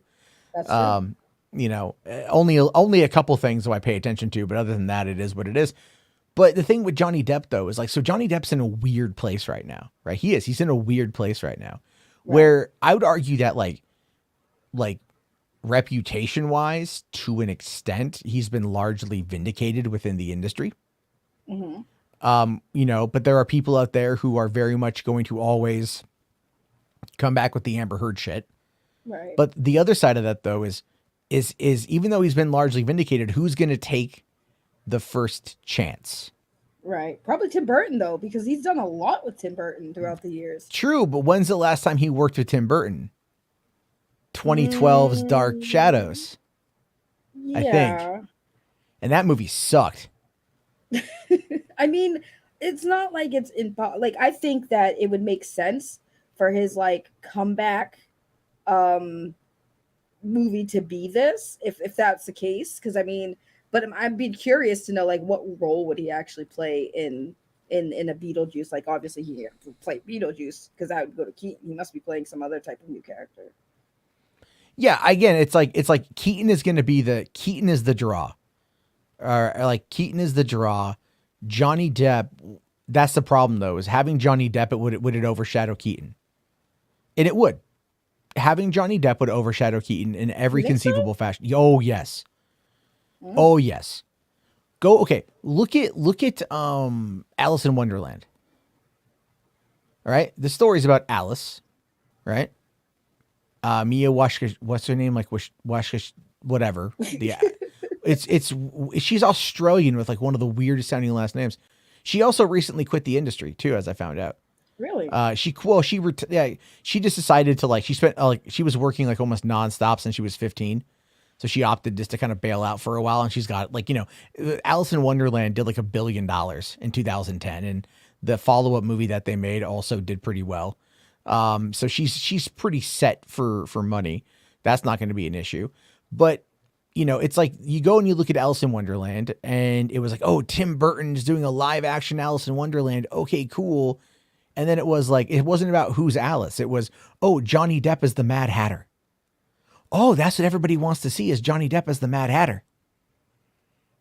You know, never mind Helena Bonham Carter, who was Tim Burton's wife at the time. you know, or anything else. Like it was literally just like the Johnny Depp show. And that ends up being like, you know, I know they've worked together a bunch and people would kind of expect it at this point. But even I'm wondering if Tim Burton is like, I may, you know, it's going to be tough because there's going to be all of that stuff that's going to end up being tied into it. And so if you got Keaton to come back at 75 to do Beetlejuice 2, the script is going to have to be good. You know, you're going to have a good setup for him. And if you bring in Johnny Depp, now all of a sudden it's the Johnny Depp show. And that might scare off other people. It's something to consider. Look, what I like to see, if Johnny Depp was in the movie, I could see him being like a spirit hunter or something, you know, or an exorcist or something. Like he could be the villain, you know, he could be the villain, but he couldn't play a side character because like he was the male lead in Alice in Wonderland. It was basically Alice and the Mad Hatter story. I mean, yeah. So that's all really what it boils down to. That's really what I'm saying. It's just like, where would you put Johnny that would not make it take the spotlight away from Keaton? He'd be the one that comes in doing that song. Do do do do do. Do, do, do, do, do. Shake, shake, shake, Shake, it all you know, around. shake your. I know. I could just see him come on, and all of a sudden you just all of a sudden hear, "De, me's a day, daylight to come and me one go home. De, me's a day, me's a day, me's a day, me's a day, me's a day, daylight to come and me one go home." I love that part. My ex-wife, she shit on the floor. Sorry. Wow, my ex-wife, she shit on the floor. I eat it up. That's why we married no more. Mr. Lawyer Man, tell me my wife evil. Daylight come, my wife shit on the floor.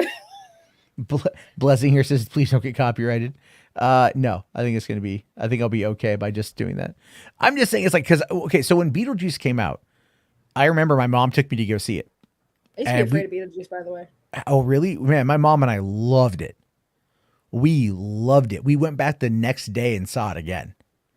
I mean, it's a good movie. Just when I was younger, it scared the shit out of me because Beetlejuice was creepy as hell. And he was like gross. But I know that was a point, but like, yeah. Well, okay, Tales from the Hood here says, didn't overshadow anyone in 21 Jump Street. You mean for like the 30 seconds he was in the movie? If they do, we also didn't know Johnny Depp was in the movie until the end of 21 Jump Street. So he cameoed. It's a cameo. If Tim cameos don't count. Cameos don't really count. You know, like if he was going to, like, it's kind of like saying like fucking like, well, Henry Cavill wasn't Black Adam, right? No, it doesn't count.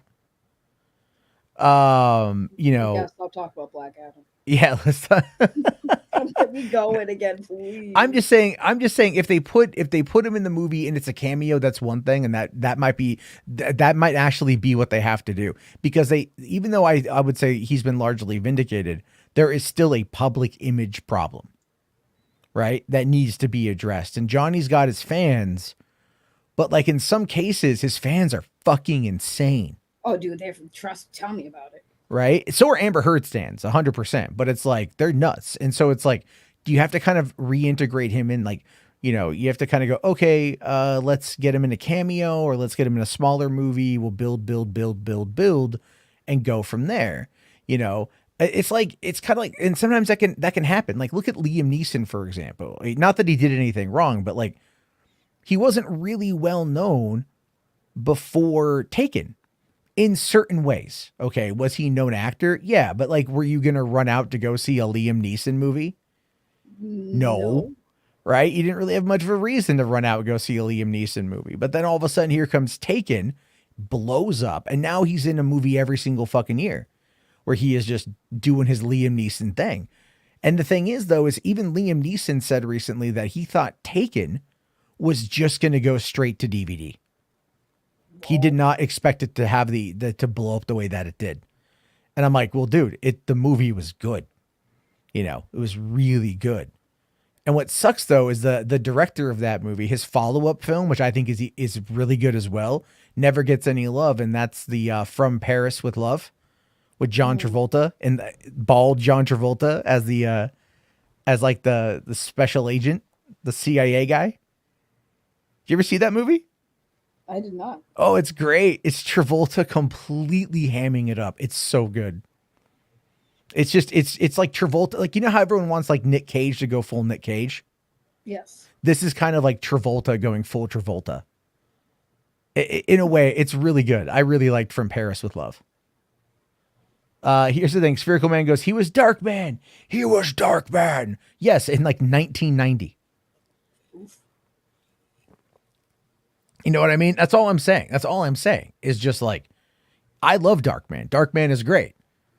But he, you know, he wasn't in Dark Man 2 or Dark Man 3, The Return of Durant. So, you know, I mean, that's what I'm saying. It's just from like after the Phantom Menace to like to Taken, 10 years. You weren't running out to go see a Liam Neeson movie. Yes, I was. Shut your whore mouth. Well, okay. Rational here says he was good in Batman Begins. Absolutely. He was great in Batman Begins, but he wasn't the draw. He wasn't the draw. You shut your whore mouth. The draw was Batman. Ow, my back. Oh, shit. What did you? I just started cramping. Oh my God.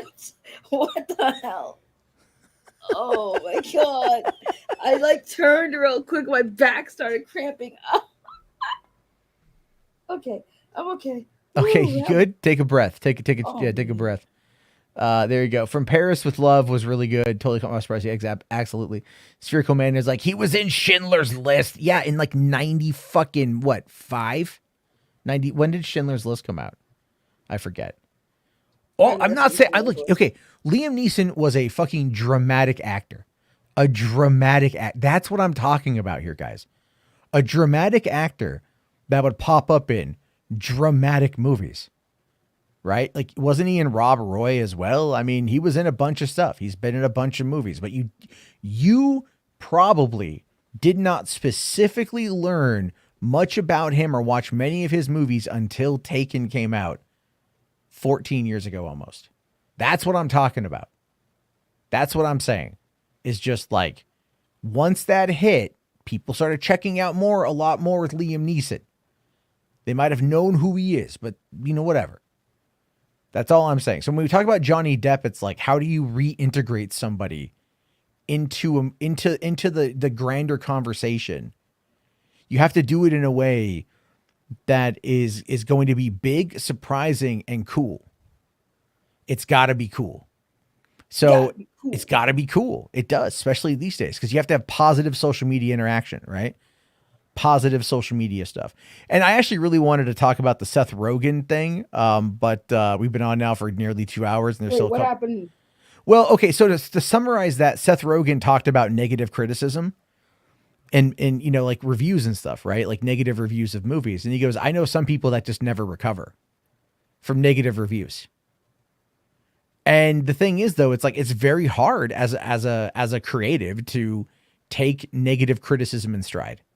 Right. Especially when in your mind, you can't necessarily like defend against that criticism. Like, you'll read something and they'll make this comment and you're like, that's not at all how it went, or that's not what I was thinking, or it's not, or you misinterpret, you know, whatever. It doesn't matter what it is, but you might, you know, as a content creator, have you ever gotten a comment on a video and you're just like, the fuck? Oh, do it all the time. All the time. I get that shit all the fucking time. Right. Like I have a short that's done like 85,000 views now. It's about Gina Carano, and it's titled Gina Carano Still Yeeted from The Mandalorian. And people, and I read the comments, and honestly, I forgot what it was about. But there was a rumor from some random Instagram account that Gina was going to be reintegrated into, Mandalorian, like in season 4 or some shit. And I'm like, the likelihood of that happening is probably not going to happen. But reading the comments, people are like, oh, I hope it does. Oh, you know, or she's still in it or some shit. Like, it's so weird. But like, it's just people on the internet say shit. But the problem though is that when you get criticism sometimes it's not even like the hardcore shit that gets you. It's like okay, here's how I can describe it. What the best way I think you want to, if you ever want to go after the fandom menace, right? Going after them directly, going like, you're a bigot, you're a racist, you're a misogynist, yada, yada, yada. Not the right way to do it. Right? Not the right way to do it. The best way, in my opinion, is to find a way to just flick their nutsack. You don't got to hit the nutsack. You just got to flick the, okay, so you don't got balls. So I'm a fucking, okay, I think the best way, you ever get blue balls? Are you asking a woman if she's ever gotten blue balls, really? It's metaphorical, not physical, but metaphorical. We don't, it's... Either, do you ever get to the point of where you're so turned on that you can't do anything about it, and then you feel it after the fact? No, women don't have that problem. I heard women do. I've never had that problem where I was so Can any woman confirm that in the chat? Women get blue balls. I've never had that happen. I've never had that happen, bro. You know, we should really have conversations. Like, we really need a national conversation about the sensitivity of testicles. I just think that's the thing. Anyway, fine. I don't know the best way to describe it. Maybe it's like, you ever gotten a fucking paper cut in a really odd place? Yes. Okay, I think that maybe that's a better way to describe it. All right. Okay. We're gonna have to go circle around that comment though. About the blue balls? Yeah, because I want to know who the hell told you that. I was told that like women. So okay, so the general idea of blue balls is like, it's like you're turned on, you're aroused, right? And then it's like you just don't do anything, and you're like, I just want to get there, you know, and you're like, because it's there. It's a throbbing, bulging. Women are lucky because their body parts turned into a slip and slide. Men are a little bit different. It turns into something else. It's just, you know, it's like, oh, hey, look, it's a fucking paper mache volcano sort of thing. It's just there. Oh, okay. Well, I've never had that happen to me, so. So it's like, but if you don't do anything about it, you fucking feel it.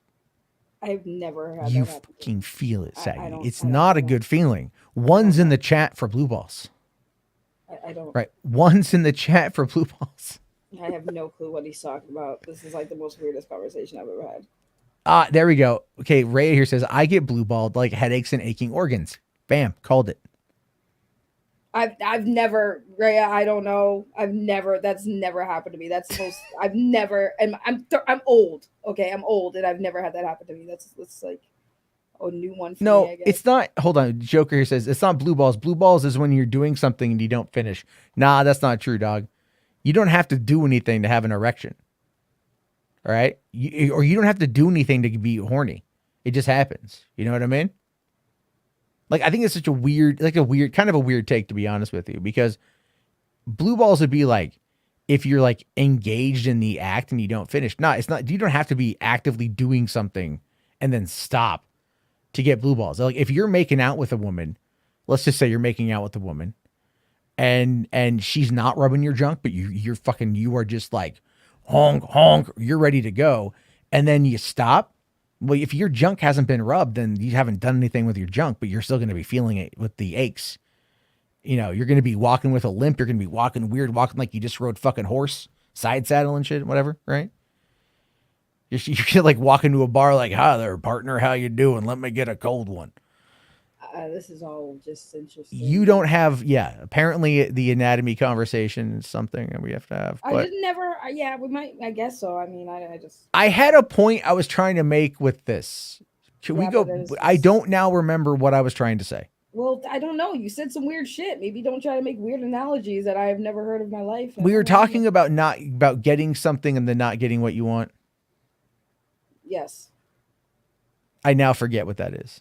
We have gone about a paper cut. Yeah. Well, the idea there is that it's uncomfortable. Yes. But like you feel it when you move, sort of thing. That was the point. But now I forget the subject because I got distracted trying to like explain blue balls to people. It's all like, you know, like, come on, guys, help me out here. And then you get Mr. Toker like, that's not blue balls. Fuck you, man. That's fucking blue. You ever like? I mean, like, if you ever like, I don't even. Anyway. This is here for 5. Thank you, sir. Thank you. It says Liam Neeson's first role here in the U.S. was Dirty Harry. it was in a Dirty Harry movie called The Deadpool, Exo Squad Forever. Oh, cool. I don't think I ever saw the Deadpool. I've seen Dirty Harry, which is excellent. Yes, in Exo Squad Forever. Thank you. Yeah, here we go. Hominous here says, when you're turned on but can't nut and you get all cranky. That's what it is. Get all cranky. What was I talking about? I don't know, something about Liam Neeson. It must have been something about Liam Neeson or something about Johnny Depp. It was about both, maybe. I don't know anymore. I just know that like that was the most weirdest thing. Yeah, you ever had blue ball sagging? I'm like, excuse me? It's an honest question.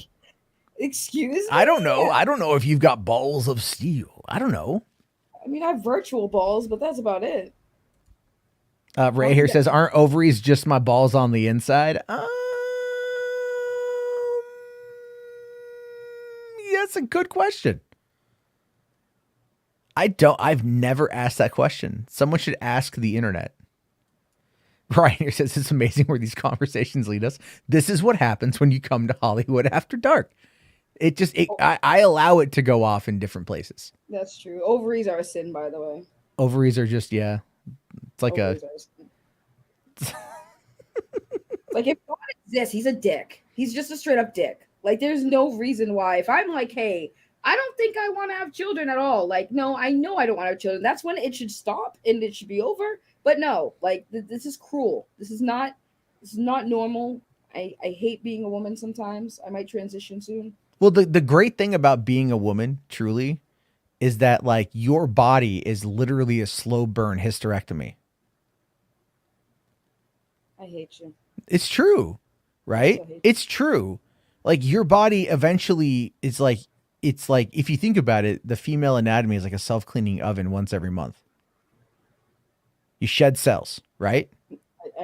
That's what leads to the men. Yeah, right. It's a self-cleaning oven.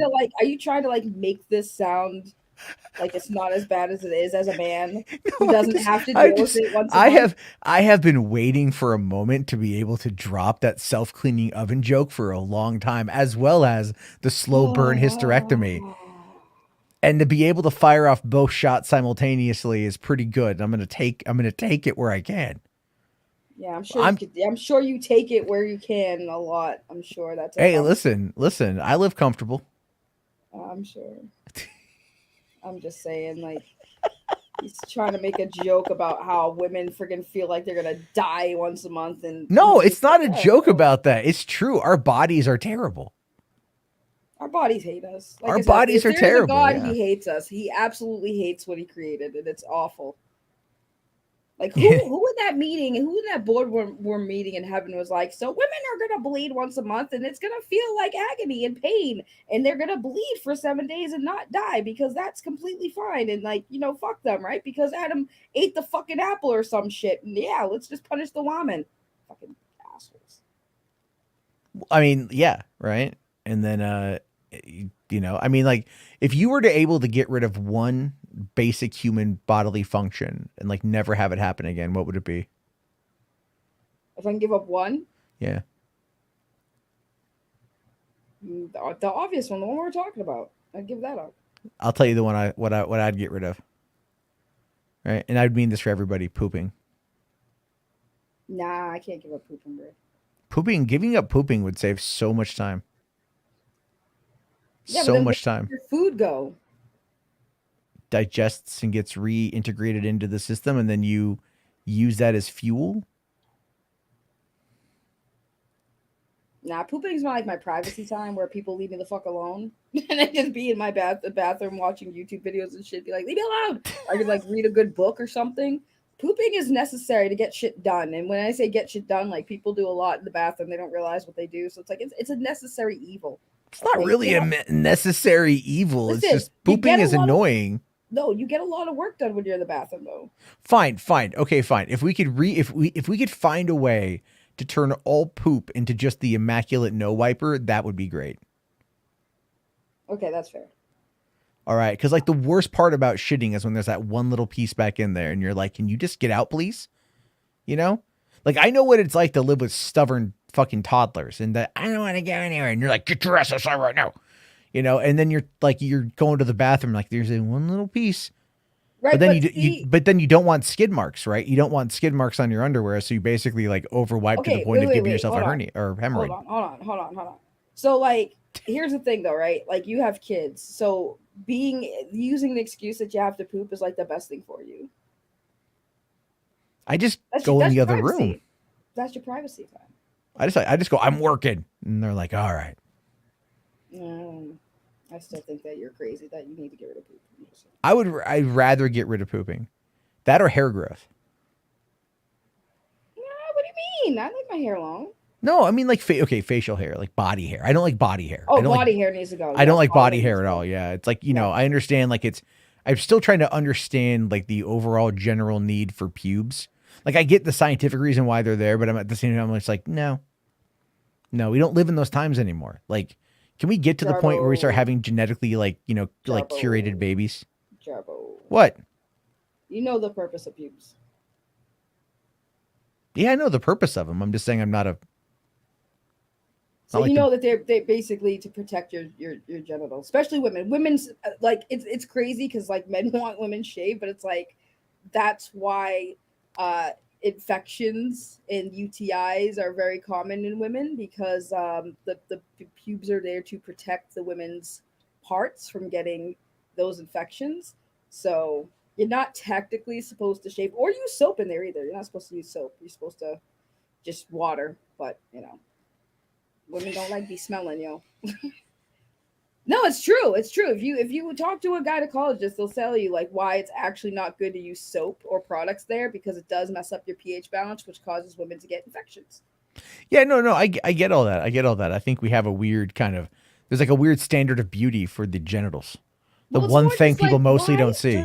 Well, that's the thing. It's like, why do our bodies do this? If our bodies didn't have these problems, it would be fine. But they do. Why are we talking? This is a movie channel. We're talking because I'm saying because the joke I make at a time like this is because you touch yourself at night and it makes God cry. That's why. Okay, that's fair. That's actually God hates us. That's what's going on. We need to. God hates us. God hates us. We need to remember that God has forsaken us and has made our bodies do weird. You know, the worst part about your body is not like what it does. It's like when it can't do what you want it to do. Yeah.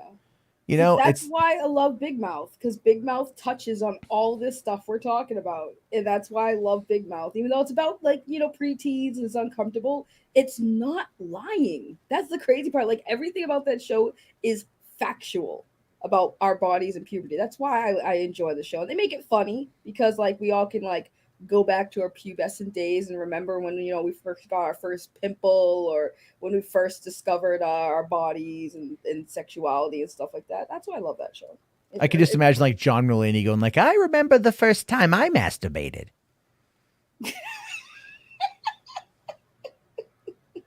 I remember the first time I did that. I just want them to redeem Andrew's character. They keep making him weird.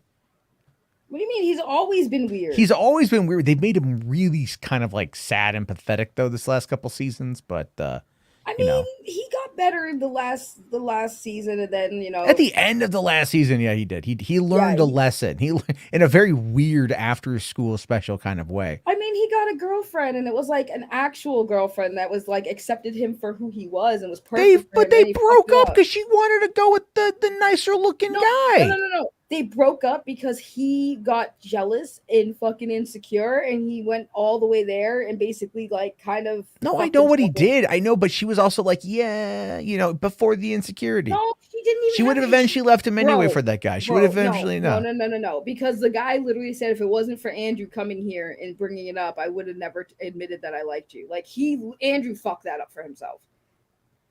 Because he was acting crazy and obsessed. Hold on real quick here. Swoozy says, bro, how the fuck do I join your channel? I've tried like 3 times. I can't find the link. I get high and give up. Well, I mean, like, I appreciate that. That's been happening lately, too, to me. I mean, yeah, hold on. Let me see if I can find it here. Yeah, I don't know. I have had some people ask me that, too. I don't know what's going on with YouTube, but YouTube has been weird recently. Yeah, it's been really weird. Like, I'm getting notifications for stuff that posted days ago. Like like days ago. And I'm like, what the hell is going on? That to me is just kind of nutty. But where is that link at? Because there's still a couple. There we go. All right, there we go. All right, so yeah, if you want to become a channel member, there's the link for that right there. I really appreciate everyone who is. We actually have over 50 channel members right now. I've grown up quite a bit. A lot of people have been supporting.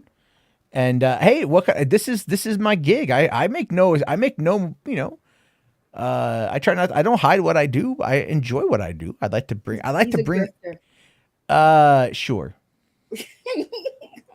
Why not? I grift for that ass.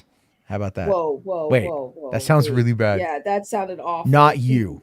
Yeah, thank you for clarifying, because that sounded so sus. Not you. Well, thanks, Jesus. You don't gotta say it like that. Jeez, I got. I'm sorry. Time. You got the. Let me just read. I just feel like people are going to misinterpret that, so I just need to say, not saggy melons. Again, you could have just like, you know. I have no desire for saggy melons. Yeah, you just keep making it worse. You don't have to. I have to be abundantly clear. Yeah, to my audience, to God, saggy. I mean, I get it. I need to reiterate to El Jesuso Cristo. Kind of just hurt my feelings at this point. I mean, I get that I have no desire for that booty. Yeah. Clearly, we understand. Yes. Thank you, Jarbo. Thank you for clarifying. You know, I must repent for my comment to be taken out of context. Therefore, I must megaphone this shit. Yeah, it's okay. I mean, not like you're not killing my self-esteem or anything, Jarbo. I appreciate it. Just murdered it. You know, I had a great drop today. I got my Power Girl suit, and you had a great. It's like a code name for a poop. I had a good drop today. Yeah. My butt is exit only. I posted my Power Girl costume, and it's really fun. And like maybe boost. Wait, you in the costume? Yeah. Oh, I didn't see that. That's how little I pay attention. Yeah, to me, yeah, I know. But RJ was really silent. He didn't post it in the DM group. I'm surprised. I'm very surprised. I didn't even know about it. That's sus. He must have missed it. No, I don't. Say. He didn't like it. He didn't like it. Saggy. If he liked it, he would have seen it. He saw it. He saw it. How do you know? I hear it because he didn't say anything. Yeah, but he didn't like it either. Yeah, but he's not going to be weird about it. He saw it. What do you mean he's not going to be weird about it? He always likes my pictures. I know. He What do you he saw it. Why are you just saying saying? Like that? Just saying. Like the costume's white, right? Yeah. Jarbo, don't go there. Do not go there, sir. Don't even. I knew as soon as you said that it was gonna go somewhere gross. You're so nasty. You're so nasty, bro. Anytime I wear anything white or there's what, you're so gross, bro. I made one comment about Romans who are into orgies wearing white robes. That's it. You know what you're doing. It's just stop. Just full stop. You are just nasty. Anyway, Swoozie has become a new channel member. Thank you so much, Swoozie, for joining in at the Prime level. Really appreciate that. Helps support everything. Thank you so much. And welcome to the party. And then we got Command Unit here for a tour. Thank you. Says YouTube is normal for me. I mean, I get what you mean with that, but YouTube is never normal for anybody. Why does every time people talk like Jeremy the incel? What Jeremy's an incel? I thought he hated women. That's not an incel. Oh, well, I mean, like he's married with children, so I don't know if I'd call him an incel. Yeah, he married. But he panders to incels. That's true. I mean, at this point, dealing with a couple incels myself, I don't blame him for making money off incels. They're quite marketable because they're that stupid. So I can't be mad at it. I mean, yeah, it's as long as it's like if it's some of the stuff that he says though is so dumb, so dumb. I'm surprised that post I made yesterday got as much attention as it did. Did it? I thought it was. I actually didn't think it got any attention because I looked and I was like, oh, did he? Well, I made two of them yesterday. I made two posts yesterday. Yeah, I saw you poking the bears yesterday. I'd like to poke the bears. That's I can tell. As soon as I see you tag Jeremy, I was like, oh god. You know what? No, do you know why I tagged him? No, I tagged him because if I didn't tag him, the response would be, "Why didn't you tag him?" So I tagged him. Did he respond though? No. I largely believe he has me muted. I know, but he also again, keep in mind, he doesn't want to ever go after me. He doesn't want to engage with me. Not after our little tiff on Max's channel. He hasn't wanted to. It's just, again, it's not worth it for him in the long run. Because he doesn't, you have to understand, like, when it comes to this kind of stuff, what's there to gain? You have to ask yourself, what's there to gain? Right? Yeah, I mean, drama clicks are always good, but I mean, I don't think he wants to do the drama click route. Yeah, I mean, it's like, that's kind of where it's at. You have to just kind of be careful with that stuff. Right. And so it's like, I like to poke the bear because I think it's fun. I have no problem with doing that kind of stuff. Alex asking, where did Chris the Bipolar Jedi go? I have no idea. I don't know what he's up to. I hope he's well. Well, it's not, here's the thing, Tony. It's not that he's scared. You have to understand, like, when we go after these guys, it's the same thing with like Andy Signor. Okay. It's the same thing with Andy Signor. And I kind of want to give even a recent example, just like, I guess you could say surface level, right? Like with Andy is deathly afraid of losing what he's built, despite the fact that there's evidence, pretty straightforward evidence, that it appears to be that he sends, unsolicited content to women that are in his audience. Oh, it's not appears to be. It's 100%. I am covering my ass legally.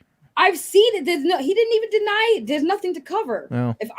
They're deep fakes, Shaggy. They're deep I'm just fakes. saying, there's nothing to cover. He legit sent them. He admitted that he sent it. He just says it was consent. There's a difference. He admitted it, so there's nothing legal that's going to happen.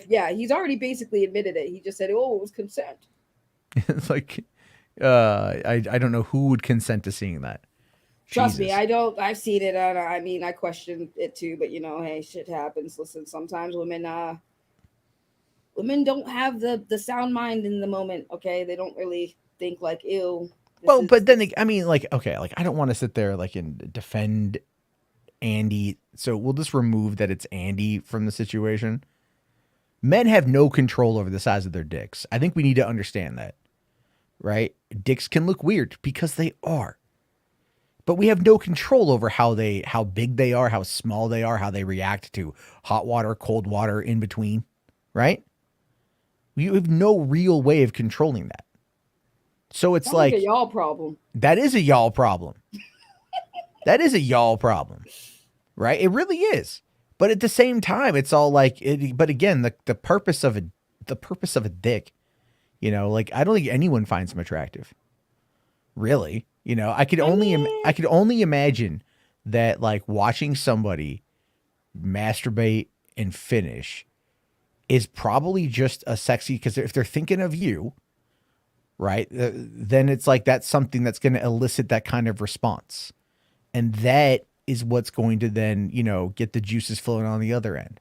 That sort of thing. So here's the thing. It's not for women. It's not always about the size, because guys have this thing where they think it's the size that matters. It's like, well, porn taught us that. Like porn is all like the bigger dick is, yeah.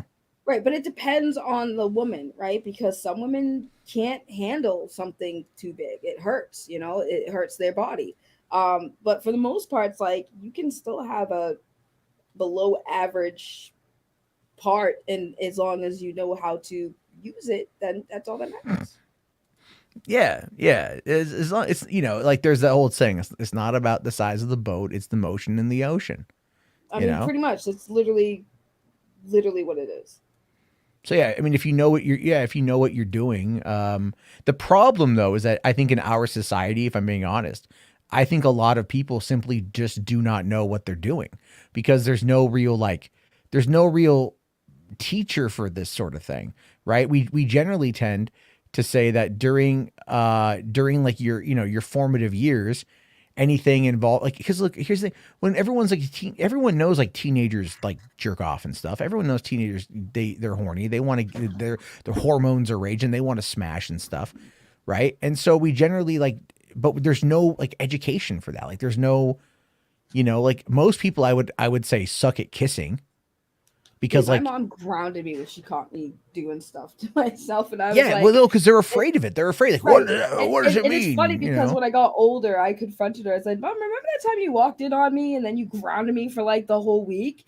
And she's like, "Yeah." I was like, "Why the fuck did you do that? Wouldn't you be more happy to know that I was doing that with myself and not with another boy getting knocked up at an early age like all my friends were doing. She's like, yeah, well, I freaked out. I didn't know what to do. So like I beat you and then I grounded you. It's like I got a whooping and I got grounded for touching myself. Oh man. Yeah. Well, yeah, exactly. It's kind of that's the whole thing. Is like there's this, again, it's this weird societal fear of intimacy, of sex, of sexual expression.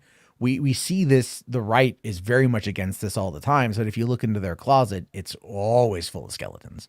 Oh yeah. You know, I love this movie talk. This is the best movie talk. This is the best movie talk because we talk about entertainment, and this is part of entertainment, part of society, part of how the entertainment industry in its more adult oriented side of things. And never mind just that, but look at all of the magazines that are aimed at women's bodies, right? And how much damaging effect that's had on young women for decades.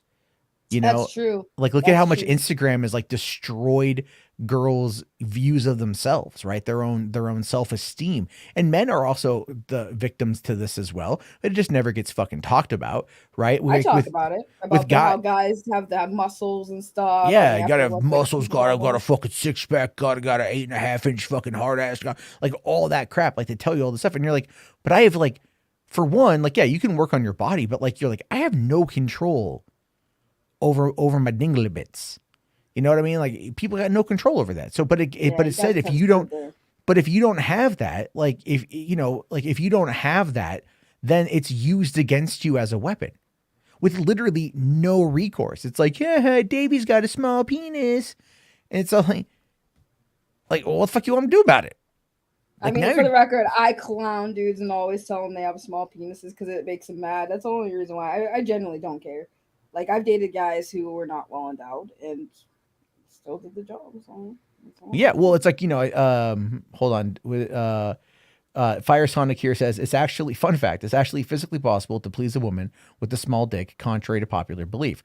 Yeah, I mean, like, the erogenous zones in and around the vagina are very much catered to different sizes and for different things.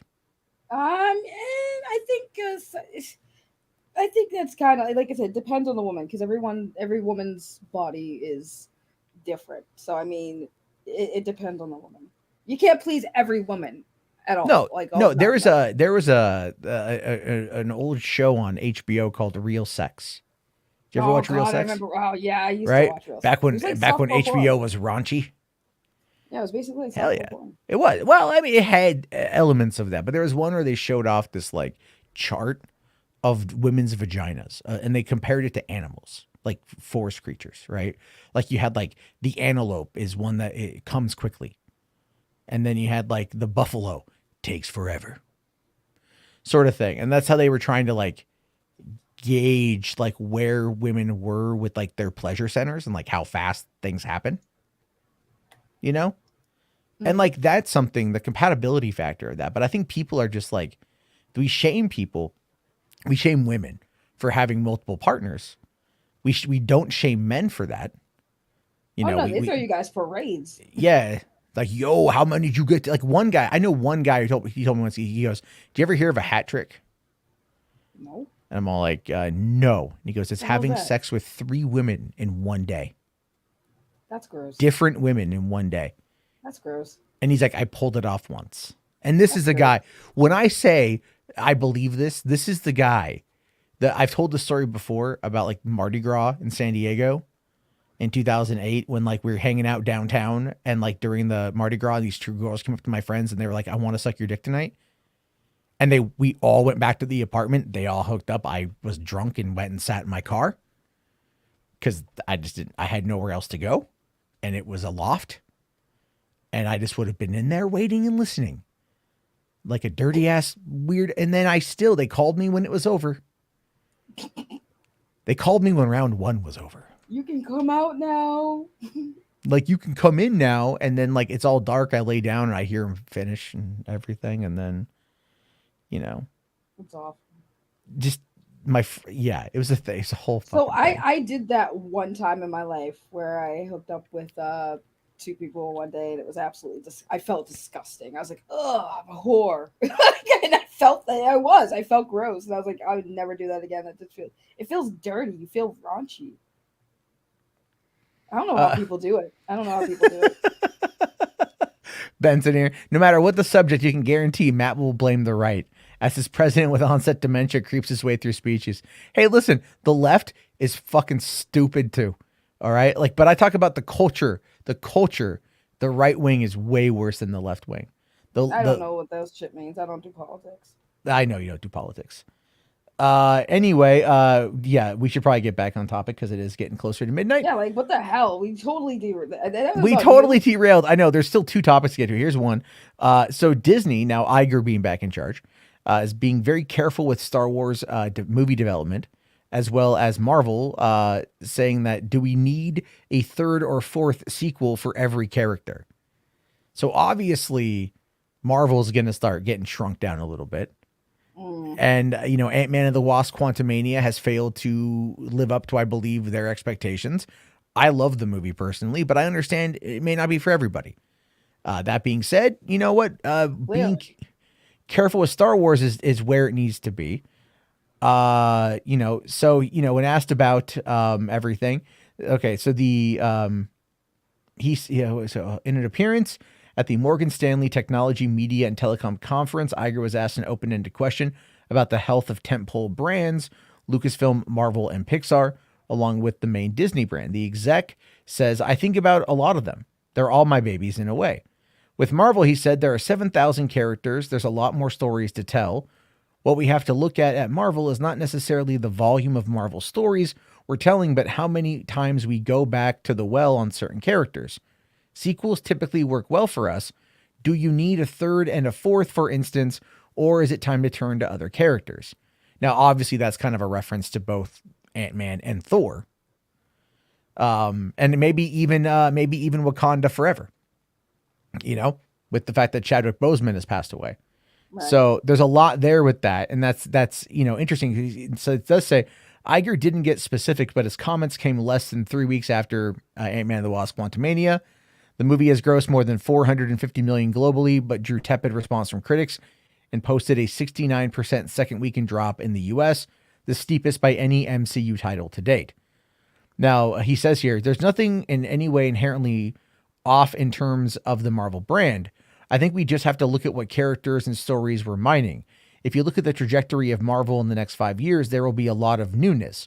We're going to turn back to the Avengers franchise with a whole new set of Avengers, for example. Now, that gives a lot away, but it makes sense. It's like, having the revolving characters. And then when you need it, you bring back in the heavy hitters, right? You bring back in the heavy hitters to help kind of spruce things up a little bit. So I think that's going to be something that, interesting to take a look at as we get further into this phase. Now, as Star Wars, he goes, Iger said it was the disappointing box office returns of Solo. One of 2 standalone films among the 3 saga installments gave us pause in terms of the feature pipeline. Executives determined that maybe the cadence was a bit too aggressive, he added. Disney is still developing Star Wars films, he continued, but we're going to make sure that when we have one, it's the right one. We're being very careful there. Episodic series based on the Star Wars mythology, including The Mandalorian, Andor, and several others, have been extremely successful. So look, if Iger is saying it's extremely successful while calling out the features, that gives you a good idea for how well these are doing on Disney+. So that's kind of the whole point, right? Mm-hmm. Is like, those shows are doing well. I'm sure the Marvel shows are also doing well. But I think the bigger factor here is that people are looking at this and now going like, okay, how do we tell these stories in a way that's going to like expand the world, keep things moving, and keep the money coming in without it feeling stale? And this is where the problem lies, Saggy. And I don't know if you'll agree or disagree with me on this one, but the problem lies with the balance, because fans want the stories to continue. Right. And they get upset if you bring in somebody new. Right. Right. So it's like, how do you balance that by having old characters with new characters and then expand? I mean, honestly, I'm sure there's a way, but I feel like the way we have seen fans' reactions to things that they like or they have expectations, I think it's going to be really a challenge because you can't please everybody. And I don't even know like what they can honestly do. I've said many times, it seems like lately with these franchises, they cater a little bit too more to the general audience and kind of forget the fans exist.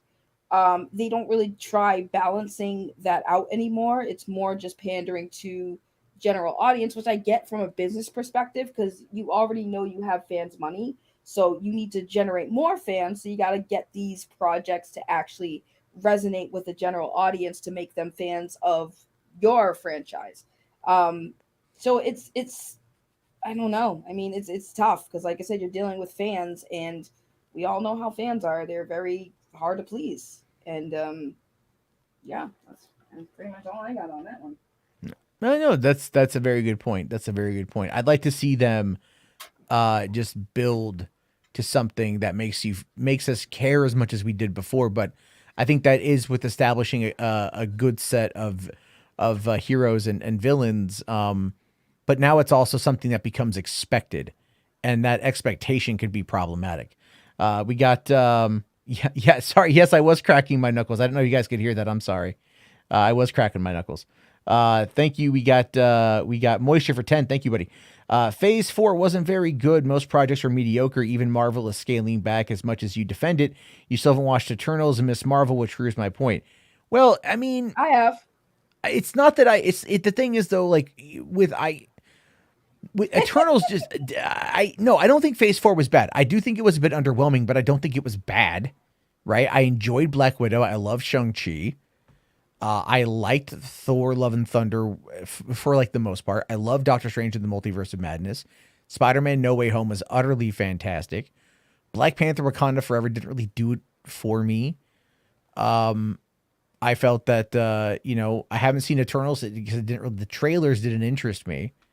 But but then like WandaVision was fantastic, like utterly fantastic. Loki was fucking amazing. I loved What If. I loved Hawkeye.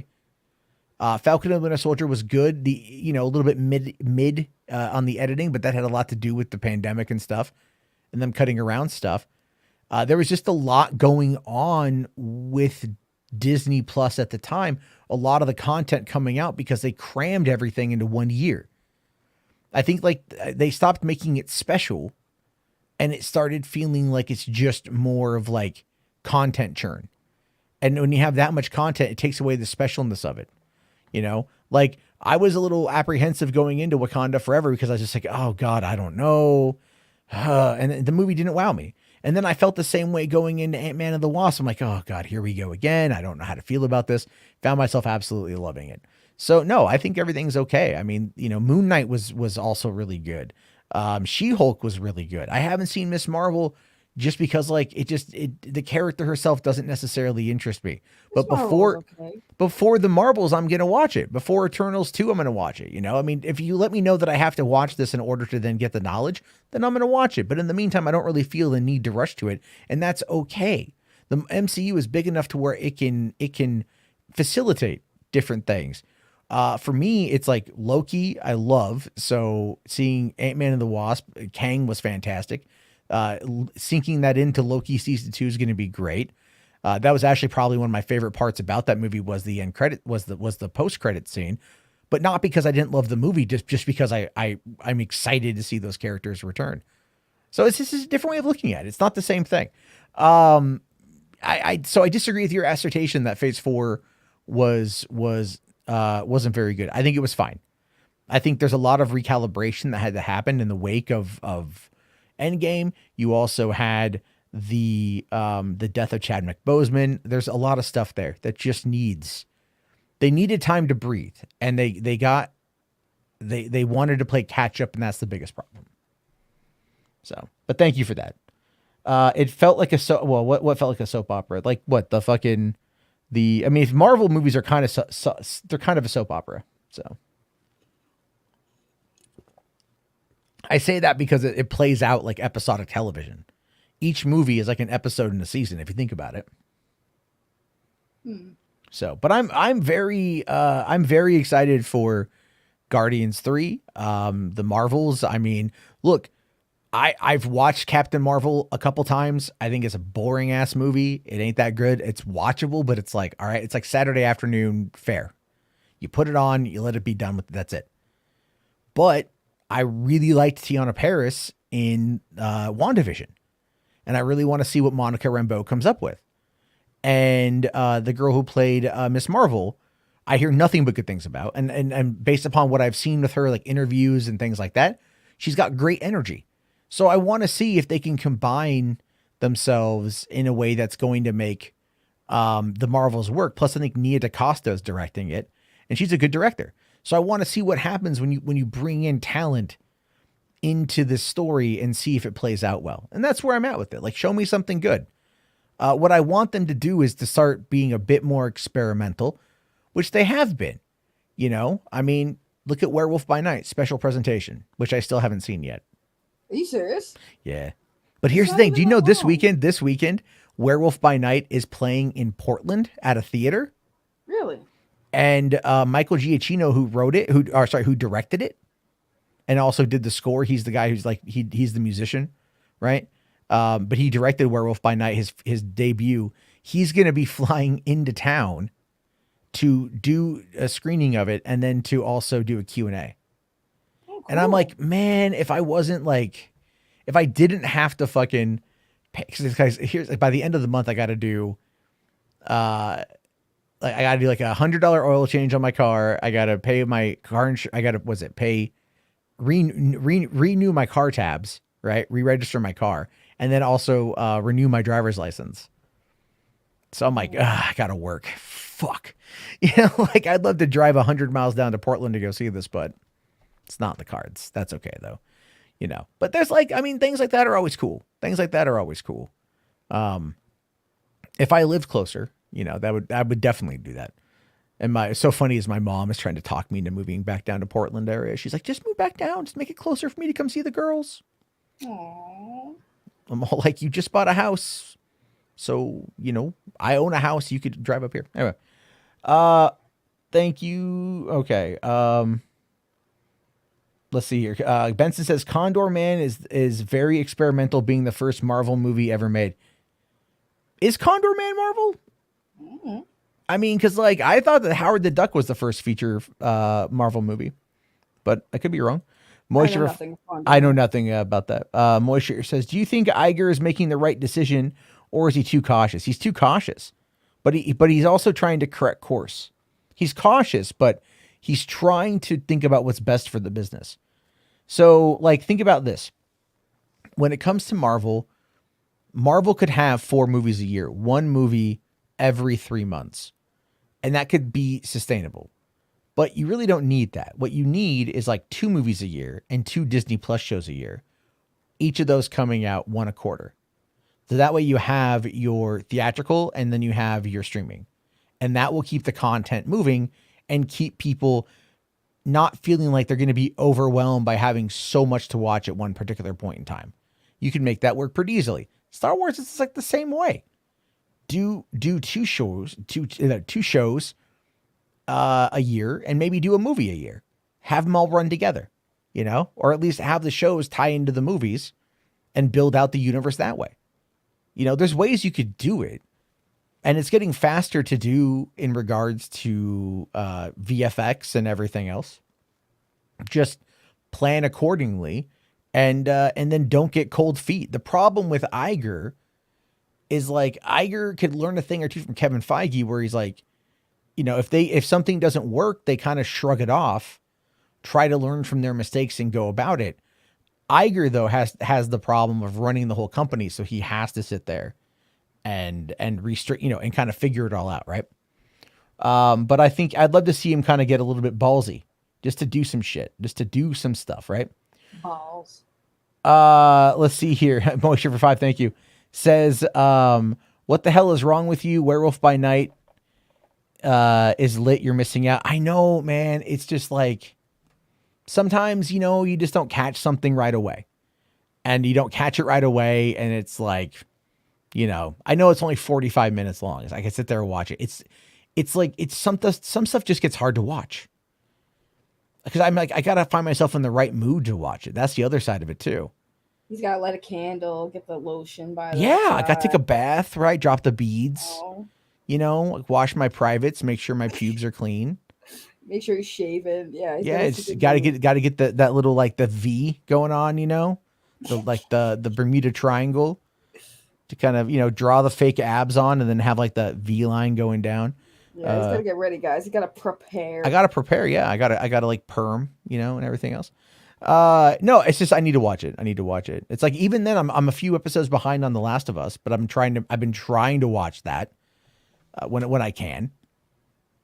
You know, it's just that's how everyone asked me if to watch The Last of Us. I'm like, bitch, I played the fucking game. Bitch, watch the fucking show. It's really good. I'm sure it is, but I'm not missing anything. They're following the storyline. And they've altered a couple things, but it's still really solid. It's the performances. Sure I'm not against it. I just also don't have HBO Max because, you know, a bitch ain't got money like that. Sorry. Where's RJ? Right? I know, right? Well, he already screwed me over on the Disney Plus. Oh yeah. You had to buy it yourself. Oh God, no, Lord forbid. Oh, it's all right. I'll just cancel it after the Mandalorian, whatever.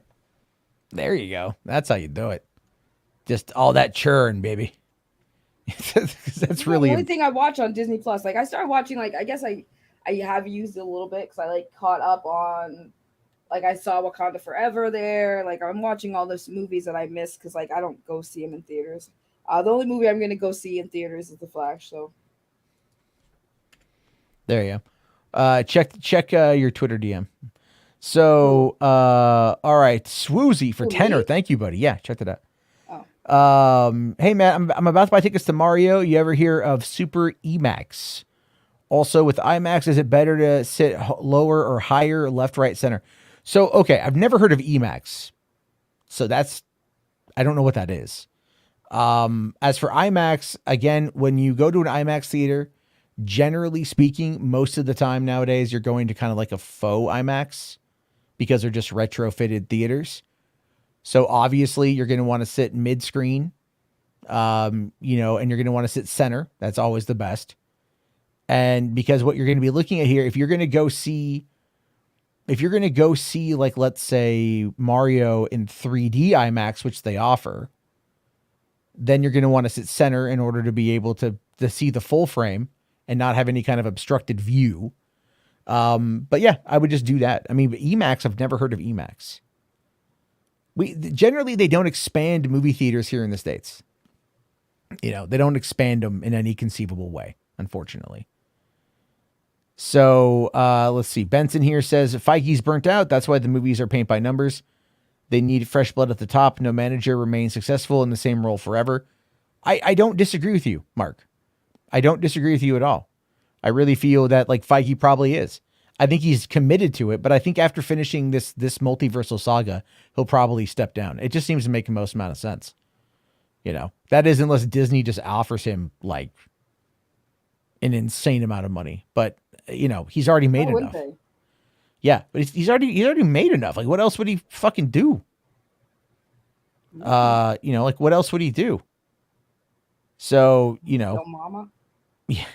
Ooh, dang, Saggy, that goes hard. Oh my gosh, you crazy. Damn. I don't know about you, but that's the kind of movie that's gonna go alongside Cocaine Shark. Oh my God. This movie is coming, and it's coming out July 7th. Fucking why? I don't know. It's apparently it is it's on, there's an article on Entertainment Weekly saying here there's now a Cocaine Shark movie, and trust us, you need to watch the trailer. There's already a trailer for it? What? Oh wow, there is hold on, we're gonna bring it up here. Oh my God, what the okay. Yeah, let's see here. Okay, so this is Cocaine Shark. Wow. Let's go. I was working for a kingpin named Garisco.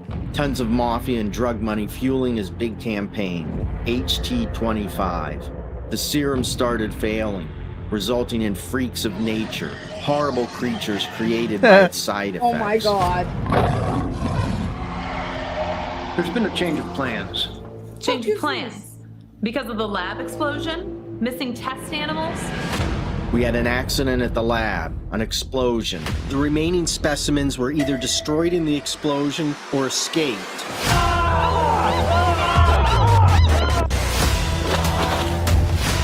Is it following us?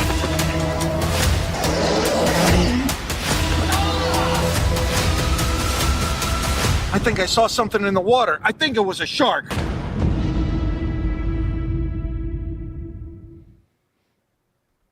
Okay, so you guys know we are doing a watch party for that, right? We'll do a watch party for that. Lower than Asylum, it is. Who fucking made that shit? Who's the company behind that shit? Wild Eye Releasing is the distribution company. Is this for real? Yeah. The movie is written by Brett McCormick, who wrote The Abomination and Replicator. That's an awesome name, Replicator. Let's see. It's directed by Mark Polonia, who did Amityville in Space. And it stars a guy named Titus Himmelberger, who starred in a movie called Sharkula. Oh, Jesus Christ. Okay, I've never heard of Wild Eye Releasing, but let's see what they've done. We'll bring up what they've done real quick. No, sorry, I'm gonna get you Ash here in a second. I'm sorry. Thank you though. I will get to that there in a second. I'm more sorry that we're watching this. I mean, it's a thing. Do you guys want to watch that in a private? We'll do a screening of it one night. We'll check it out. I don't care about them being upset if we watch it, but so anyway, their movies are available at Walmart, Redbox, Hulu, DirecTV, Family Video, Tubi, Hoopla. So these guys just put out like really shitty Xbox. All right. So their catalog, Apocalypse Road, Jesus Christ. Okay. Apocalypse Road, Never Leave Alive, House on Elm Lake, House of Salem. Oh, my Cruel. Ooh, I like the Cruel Summer. Here's the funny thing about this, right? Is I can make most of these on like Midjourney. Oh my God. I'm not watching. These are triggering me. This is so I love Badass Monster Killer. Holy shit. What is this one? Badass Monster Killer. It's Shaft meets Love. Okay, hold on. We're watching the fucking trailer for this thing, guys. Holy shit. It's Shaft meets Lovecraft. Oh my God, I gotta watch this. Hold on. You've sold me on it. Do I need to get my pie? It's only a minute long. Yeah, you know, get your pie. No, I can't eat pie. I'm on a diet now. Okay. Oh, did I bully you into going on a diet? No, I gotta look my best for that Power Girl suit. Oh my God. It's a little too tight around my butt. Who bought it? You got to tell me who bought it for you. I'm not telling you. You got to tell me. I'm gonna shame you. I'm gonna shame you till you tell me. It was RJ. It wasn't RJ. Yeah, it was RJ. I would have told you if it was RJ, 100%. Yeah. This is RJ under his real name. Yeah, no, it's not RJ, dude. Jesus Christ. I mean, it's a little tight because I have been losing a lot of weight, but it's still a little tight on me, so I gotta like lose a couple more things because, like, oh man, that thing gives me a wedgie though. I'm gonna have to wear some like not leggings, but nude pantyhose under it because, dude, that thing goes right up my butt. Well, I mean, that's what they're designed to do. So yeah, it wasn't pleasant. It's no, never is. All right, let's take a look here at Badass Monster Killer.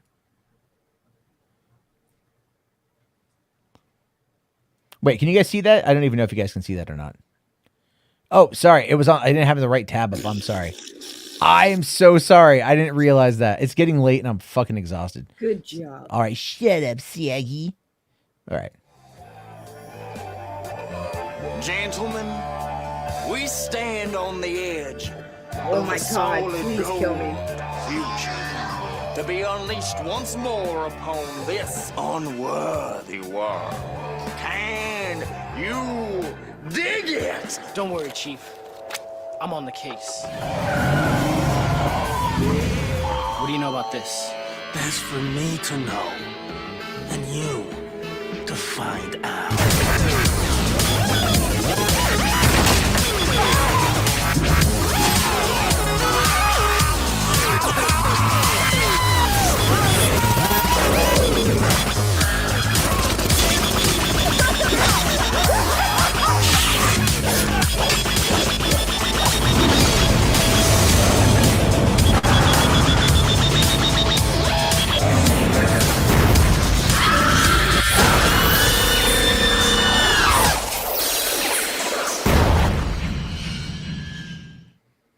Guys, if you ever want to know what it's like to do a psychedelic drug, look, my video's down there. I love it. If you guys ever want to know what it feels like to take a psychedelic drug, what we just watched is exactly what you will experience. I mean, yeah. Some shrooms. That's if you want to watch a bad movie, just watch some shrooms. It's on TV on and have fun with that.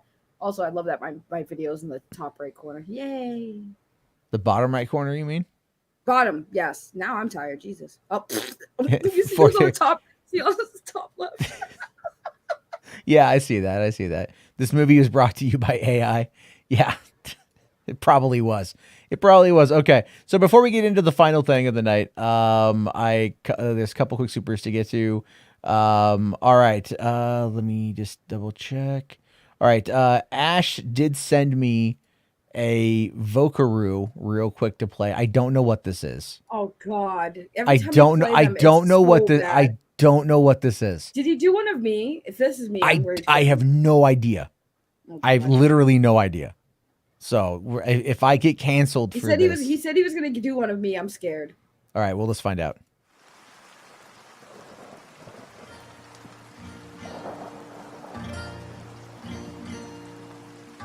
My divine saggy.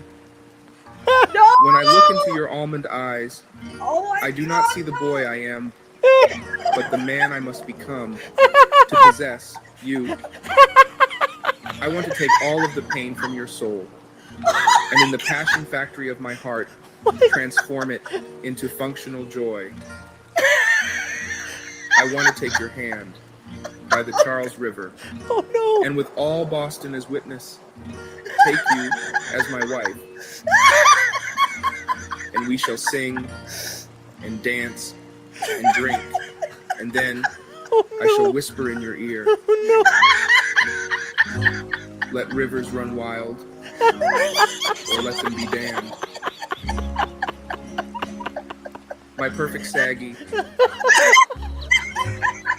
I lay my masculinity at the altar of your maidenhood.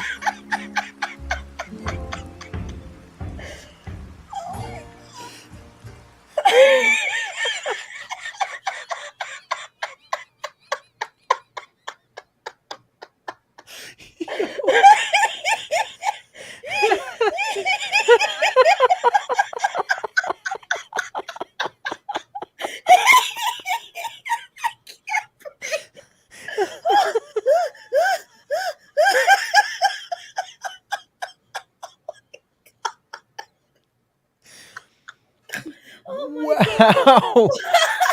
Jesus Christ.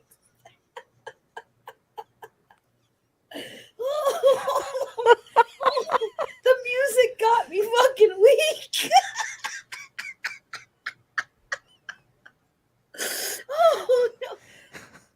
Oh my God. Reed wants us to play it again. Oh my God. All right. We'll do. Oh my God. He's gonna see this tomorrow and be like, what the fuck? Oh, that's if he gets it. That's if he gets nearly 3 hours into the stream. Let's. Oh my God. All right. Let's listen to it again. Wait, I'm not ready. Wait, I'm not ready. Give me a second. Oh my God, I fucking can't. You are so bad, Ashers. You're so bad, Ashers. I thought it was gonna be me. I didn't know it was gonna be about me with artists. What I can't. Okay. All right. Okay. Are you ready? Okay. I'm good. Okay. Oh, All right. Okay. Let's go.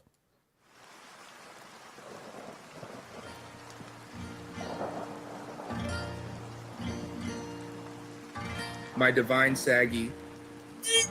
When I look into your almond eyes, I do not see the boy I am, but the man I must become to possess you. I want to take all of the pain from your soul, and in the passion factory of my heart, transform it into functional joy. I want to take your hand by the Charles River, and with all Boston as witness, take you as my wife. And we shall sing and dance and drink, and then I shall whisper in your ear. Let rivers run wild, or let them be damned. My perfect Saggy, I lay my masculinity at the altar of your maidenhood. Jesus Christ. Oh my god. I feel like I just did like 20 freaking sit-ups in concession. Oh my god, bro. My stomach was killing me, bro. That sounded what did you make that with 11 labs? Oh my Like god. I cannot get my voice to sound like that, to sound like good. 187, no, it's not real. It is not real. It's an AI. Yeah. Rhea says, listen to this and tell me there's a God. Oh my god. He really opened up to you, Saggy. He really wanted you to know how he felt. So if you haven't already, like the stream, because you know what, only on Hollywood After Dark are you gonna get things like this. I'm just saying. But thank you for that, Ash. Really appreciate that. Christ. Real quick here. We got Command Unit did drop a couple supers. It says, I rank Quantumania just after Speed Racer as my second favorite film ever. I would have watched it more times if I wasn't sick. Wow, that's high praise from Command Unit. That's really good praise. Also says here, also for the record, I prefer Ant-Man and the Wasp over Ant-Man 1, mostly because the second film is more rewatchable and more of an Ant-Man film. See, I like the first one, but I understand. I could get your point. I can get your point on that one. I didn't know you were that big of a fan of Quantumania. I knew you liked it, but I didn't know you liked it that much. And I didn't know Speed Racer was your favorite film, man. That's I love Speed Racer. Speed Racer was fire, fucking fire. Oh my god, holy shit! Wow. Okay, you did that with 11 labs and some audio editing, dude. Like, yeah, what was the what voice settings did you have that on, like, to maintain the horny? He had it on horny. It wasn't on horny. No, you can't do horny on there, but I'm trying to mess with my voice a bit to like get it sound better. I might need to upload. Wait, how many samples did you upload for that, Ash? Because you can do 25 different samples of someone's voice to better train the AI. But is this free? It's you can get a free trial. You can get a free trial. I think I did like a one month thing where it was like $1 for 1 month to mess around with it a little bit. So, but goddamn, that was fucking funny. All right, so let's end the night. We're going to talk about this, then we couple of quick things to watch from Command Unit. But we talk about the thing is, let's talk about Batman Cape Crusader going to Amazon and the possibility of sell Zack Snyder Justice League to Amazon. Oh, they're still doing that? Well, oh yeah. That's still, I mean, well, they're still doing the Netflix thing, right? But they're like, you know, because they've kind of committed to that hashtag now. So here's what we found out today.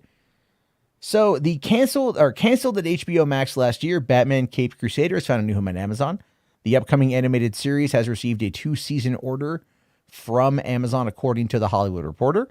Initially announced in 2021 at the DC Comics event, DC Fandom, Caped Crusader is produced by Batman Dream Team of Matt Reeves, Paul Dini, and J.J. Abrams. And then also, isn't like Bruce Timm also working on this, I think? Or maybe I'm wrong.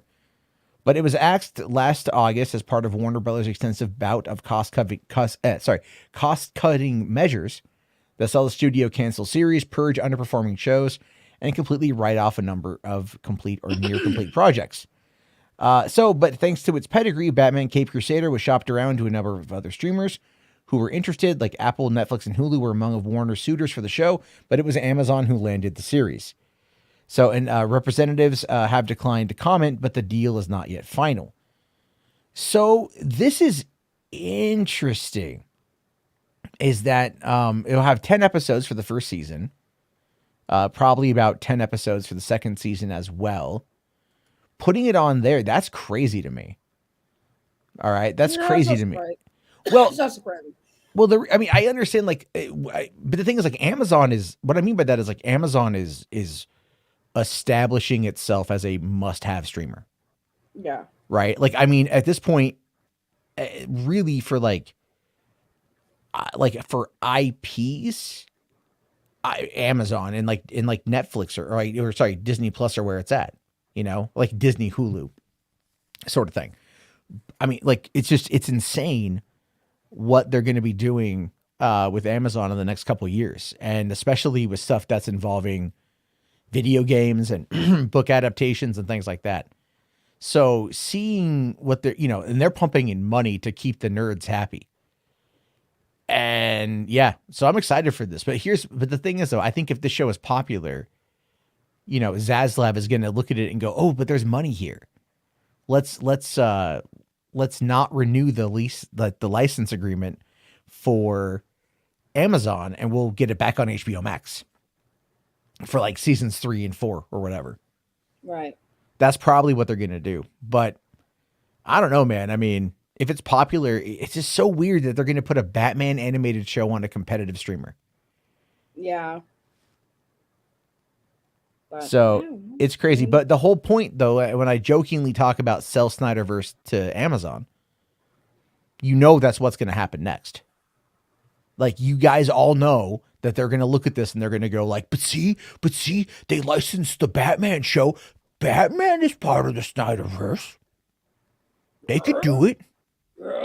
Right? Zack Snyder's only got like a 2-year first look deal, and that ends in June, which is true. His first look deal at Netflix does end in June.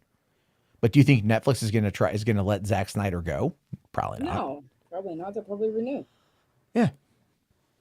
So again, it's that whole just keep waiting, you guys. Oh, and then they'll say, but Henry Cavill's got a deal over there at Amazon, and so does Ben Affleck. Right? Henry Cavill's doing the Warhammer stuff, and then you've got Ben Affleck he's been in some movies over there and in other things. The Nike movie, The Air that's coming out, right? That's Amazon. Mm-hmm. You know? So that's their argument. Hold on, you know, I haven't looked. I have not looked. I need to look. I have not looked though. But I bet you it is it's there. Let me look up Sill real quick. Cuz you know he's the one who's going to yep. Oh my God. Yep. Really? Look at his name. What's it say? Sill #sell Valzad to Amazon. Right? Where? I'm not seeing it. Right there. Oh yeah. Okay. Yeah. Yeah, of course. See, look. There we go. I hadn't even looked. Licensed Batman to Amazon. You know, yeah, they need to keep clinging to this. They need to keep clinging to this whole Snyder stuff, man. This is it. This is all they have. This is all Sill has. This is literally all his channel is now. And I can't wait for this to be over so he could just eat crow. I really can't, because it's getting like embarrassing at this point. They're pathetic. They're really just pathetic. I can't stand those people, and I'm glad Sill blocked me. He's a fucking weirdo. Yeah. See, look, here we go. Right, they licensed multiple seasons to Amazon. You know, everything's for sale. Right. Yeah. And it's just like, you know, well, and I guess no one's really going for it there. Let's see. Does he have anything? All right. Let me just see here. Yeah, just drop you know, it's all good. So instead of maybe selling Snyderverse, now they want to sell Valzad, because who just signed a deal with Amazon Studios to produce more content? Michael B. Jordan, because Creed 3 was an MGM production. Amazon now owns MGM, meaning they own the Rocky franchise. And they want to, or at least the distribution rights to the Rocky franchise. So now for Creed, they're going to be developing like a Creed anime series with Michael B. Jordan. That came out today as well, or yesterday, whatever it was. So it's like, yeah, obviously this is where they're at now. Oh, well, he's working with Amazon. Sell Valzad to Amazon. Sell Snyderverse to Amazon because they put the Batman show up there. It's, you know, what's next? Where's it going to go? That's next. That's the sad thing about it. You know, Plushy here says William will be doubling down now. I don't know what he's going to say about it. You know, I don't know what he's going to say, but of course it's like, this is where it's always going to be moving that goalpost, you guys. It's always just going to be moving that goddamned goalpost. Yep. So on that note, obviously I wanted everyone's thoughts on that, but it is getting to be 12:30 here, and tomorrow is going to be cray-cray. All right. So, we'll take a look here at, this is a little minute 22. Alex Jones and Joe Rogan doing some avatars. Already? This is another one. Oh. There's a lot. Yeah.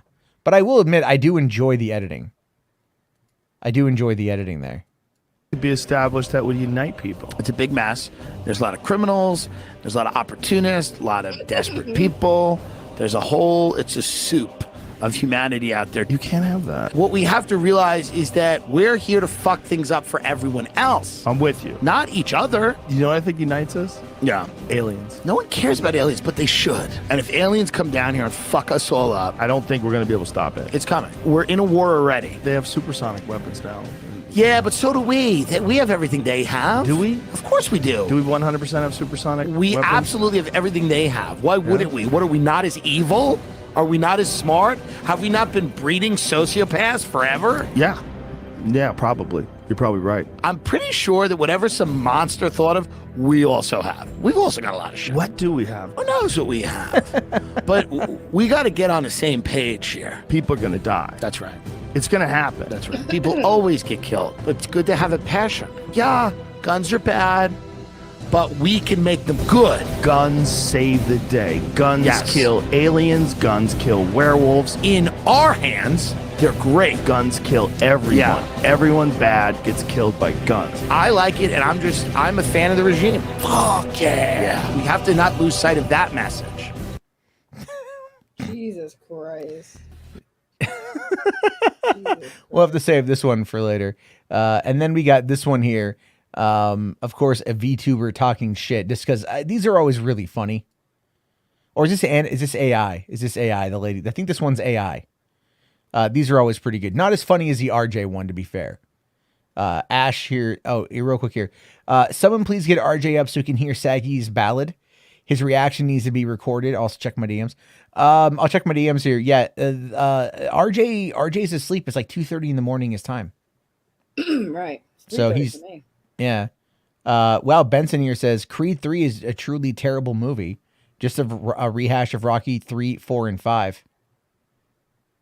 Nothing original. Well, I mean, like most movies. I mean, I don't know. I haven't seen it. There we go. And then Tony asking, would I ever go on Joe Rogan? Yeah. Dude, he gets like 100 million people listening to him like every week. I would absolutely. I'd go on there and just be like, talk about fucking whatever, man. We talk about like fucking old Romans and cum. Nothing, Saggy. Nope. Okay. Command unit here for 5. Thank you. Says it's the creator of the AI interacting with this creation. It's fascinating. Oh, okay, cool. All right. Yeah. This should be interesting. So this is the, I mean, I don't even know if it's worth me bothering trying to program on this stream, because I don't know, it's probably like 5% of you people are actually interested in the code. Oh yeah, also, I know you guys are here for Neuro. Okay. Oh, also, fun fact chat. Okay.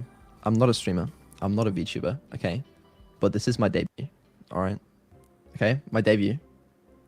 Can I get some pause champs in the chat? You ready for this? Bang. I'm a VTuber. Yeah, bet you weren't expecting that. No, Yep. I wasn't. Listen. I've never met anyone like my you friend before. made me this model like a year ago. Hold on. Are you trying to flirt I'll with pop me? me in the what? No. Ew. Anyway, I'll put myself in the corner or something. I don't know. What is? What? Okay, she's a little schizo. But listen, this model's cool. All right. I got like toggles and shit. I think. I don't know. Anyway, yeah, my eyes are weird. Listen, I don't have like the full iPhone tracking setup that actual VTubers have, because I'm not a VTuber. So you'll have to yeah, live with let's it. play some games. We're not playing. Well, you might play Among Us. Actually, that's a good point. So the plan is, for the first step, because basically I've got to learn how to mod Among Us first before we can do any of the complex stuff. I'm gonna need to. Come on, Beetle. Tell me the plan. Yeah, I'm telling you the plan. What is it? Shut up. The plan is find where these characters are on the map or something.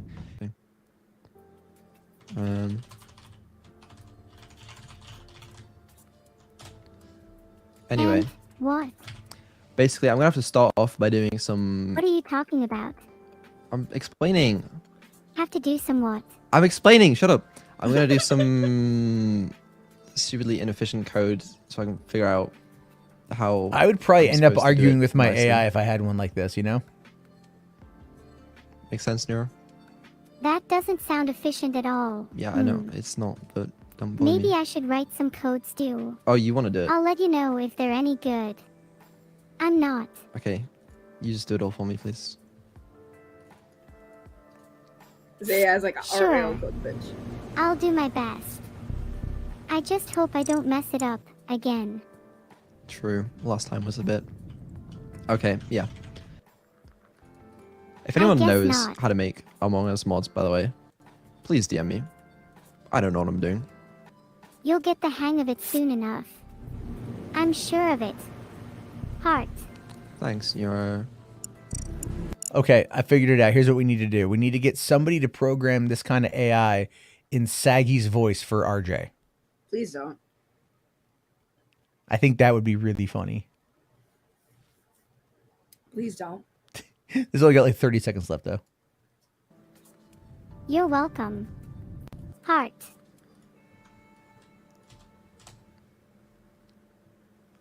Isn't she adorable and evil and terrible and I hate her? I'm not terrible though. I Uh-huh. promise. Heart. Sure. Heart.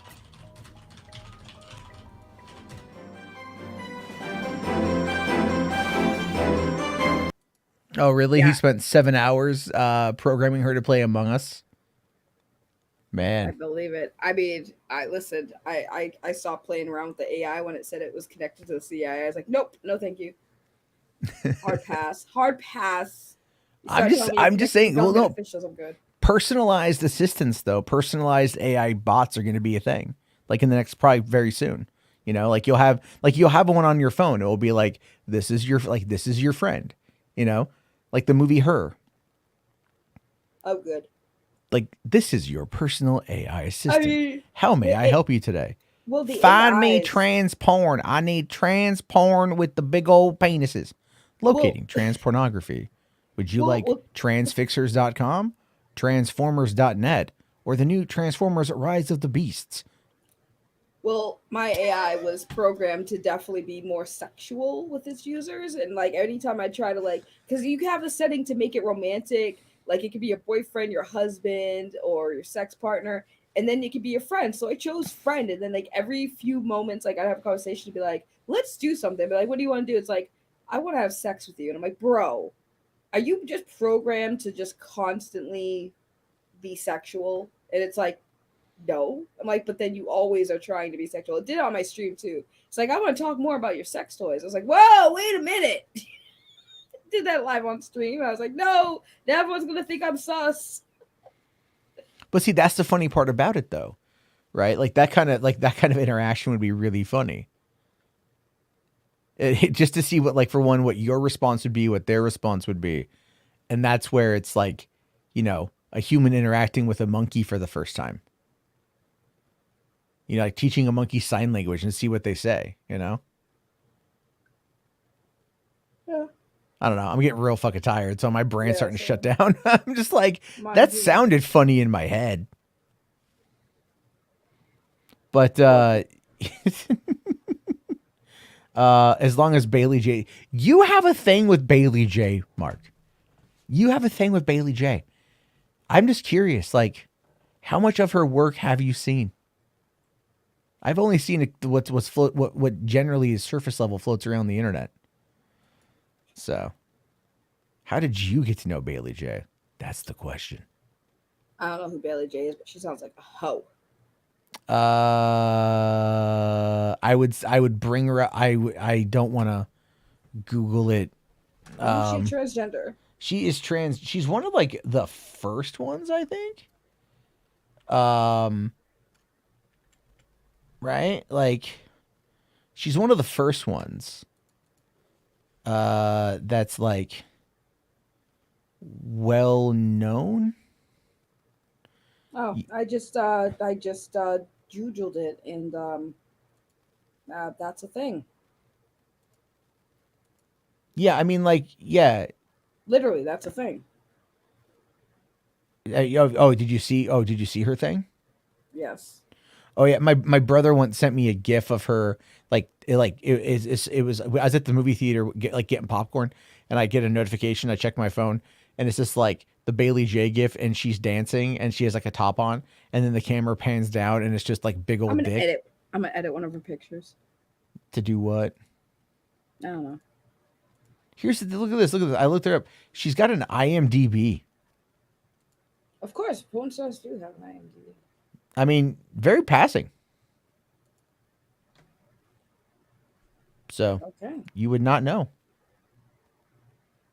Bailey J VR. Groovy girls. Crazy. Oh, wow, look, she's in a trauma movie. Oh, no kidding. From like 6 years ago. Nice. I'm gonna edit this picture so that you can't see the tatas. That's fine.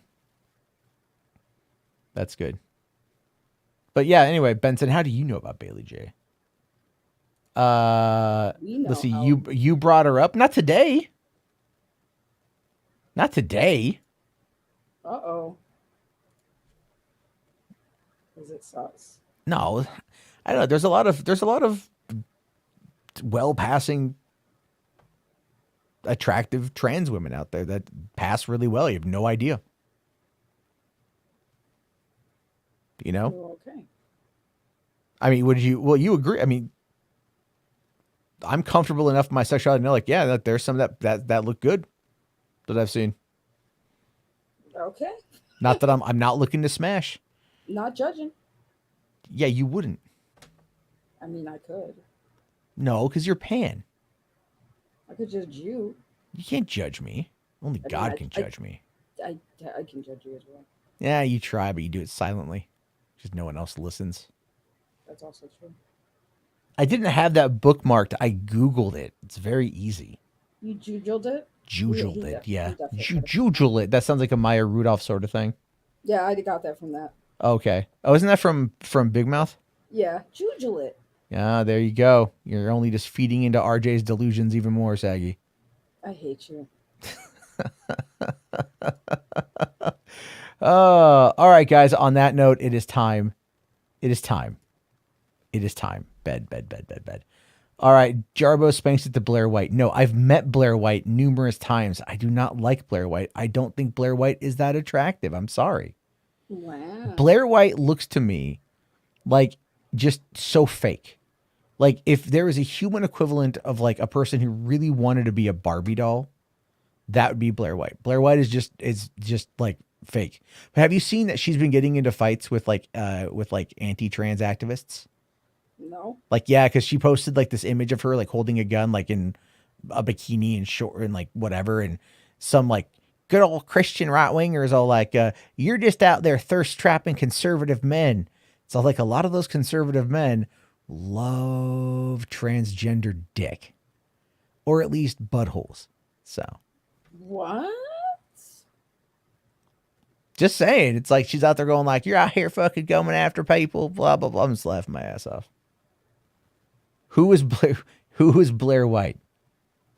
Yeah, go ahead, look that up. Go ahead and look that up. But yeah, I've met Blair White multiple times, just not a fan.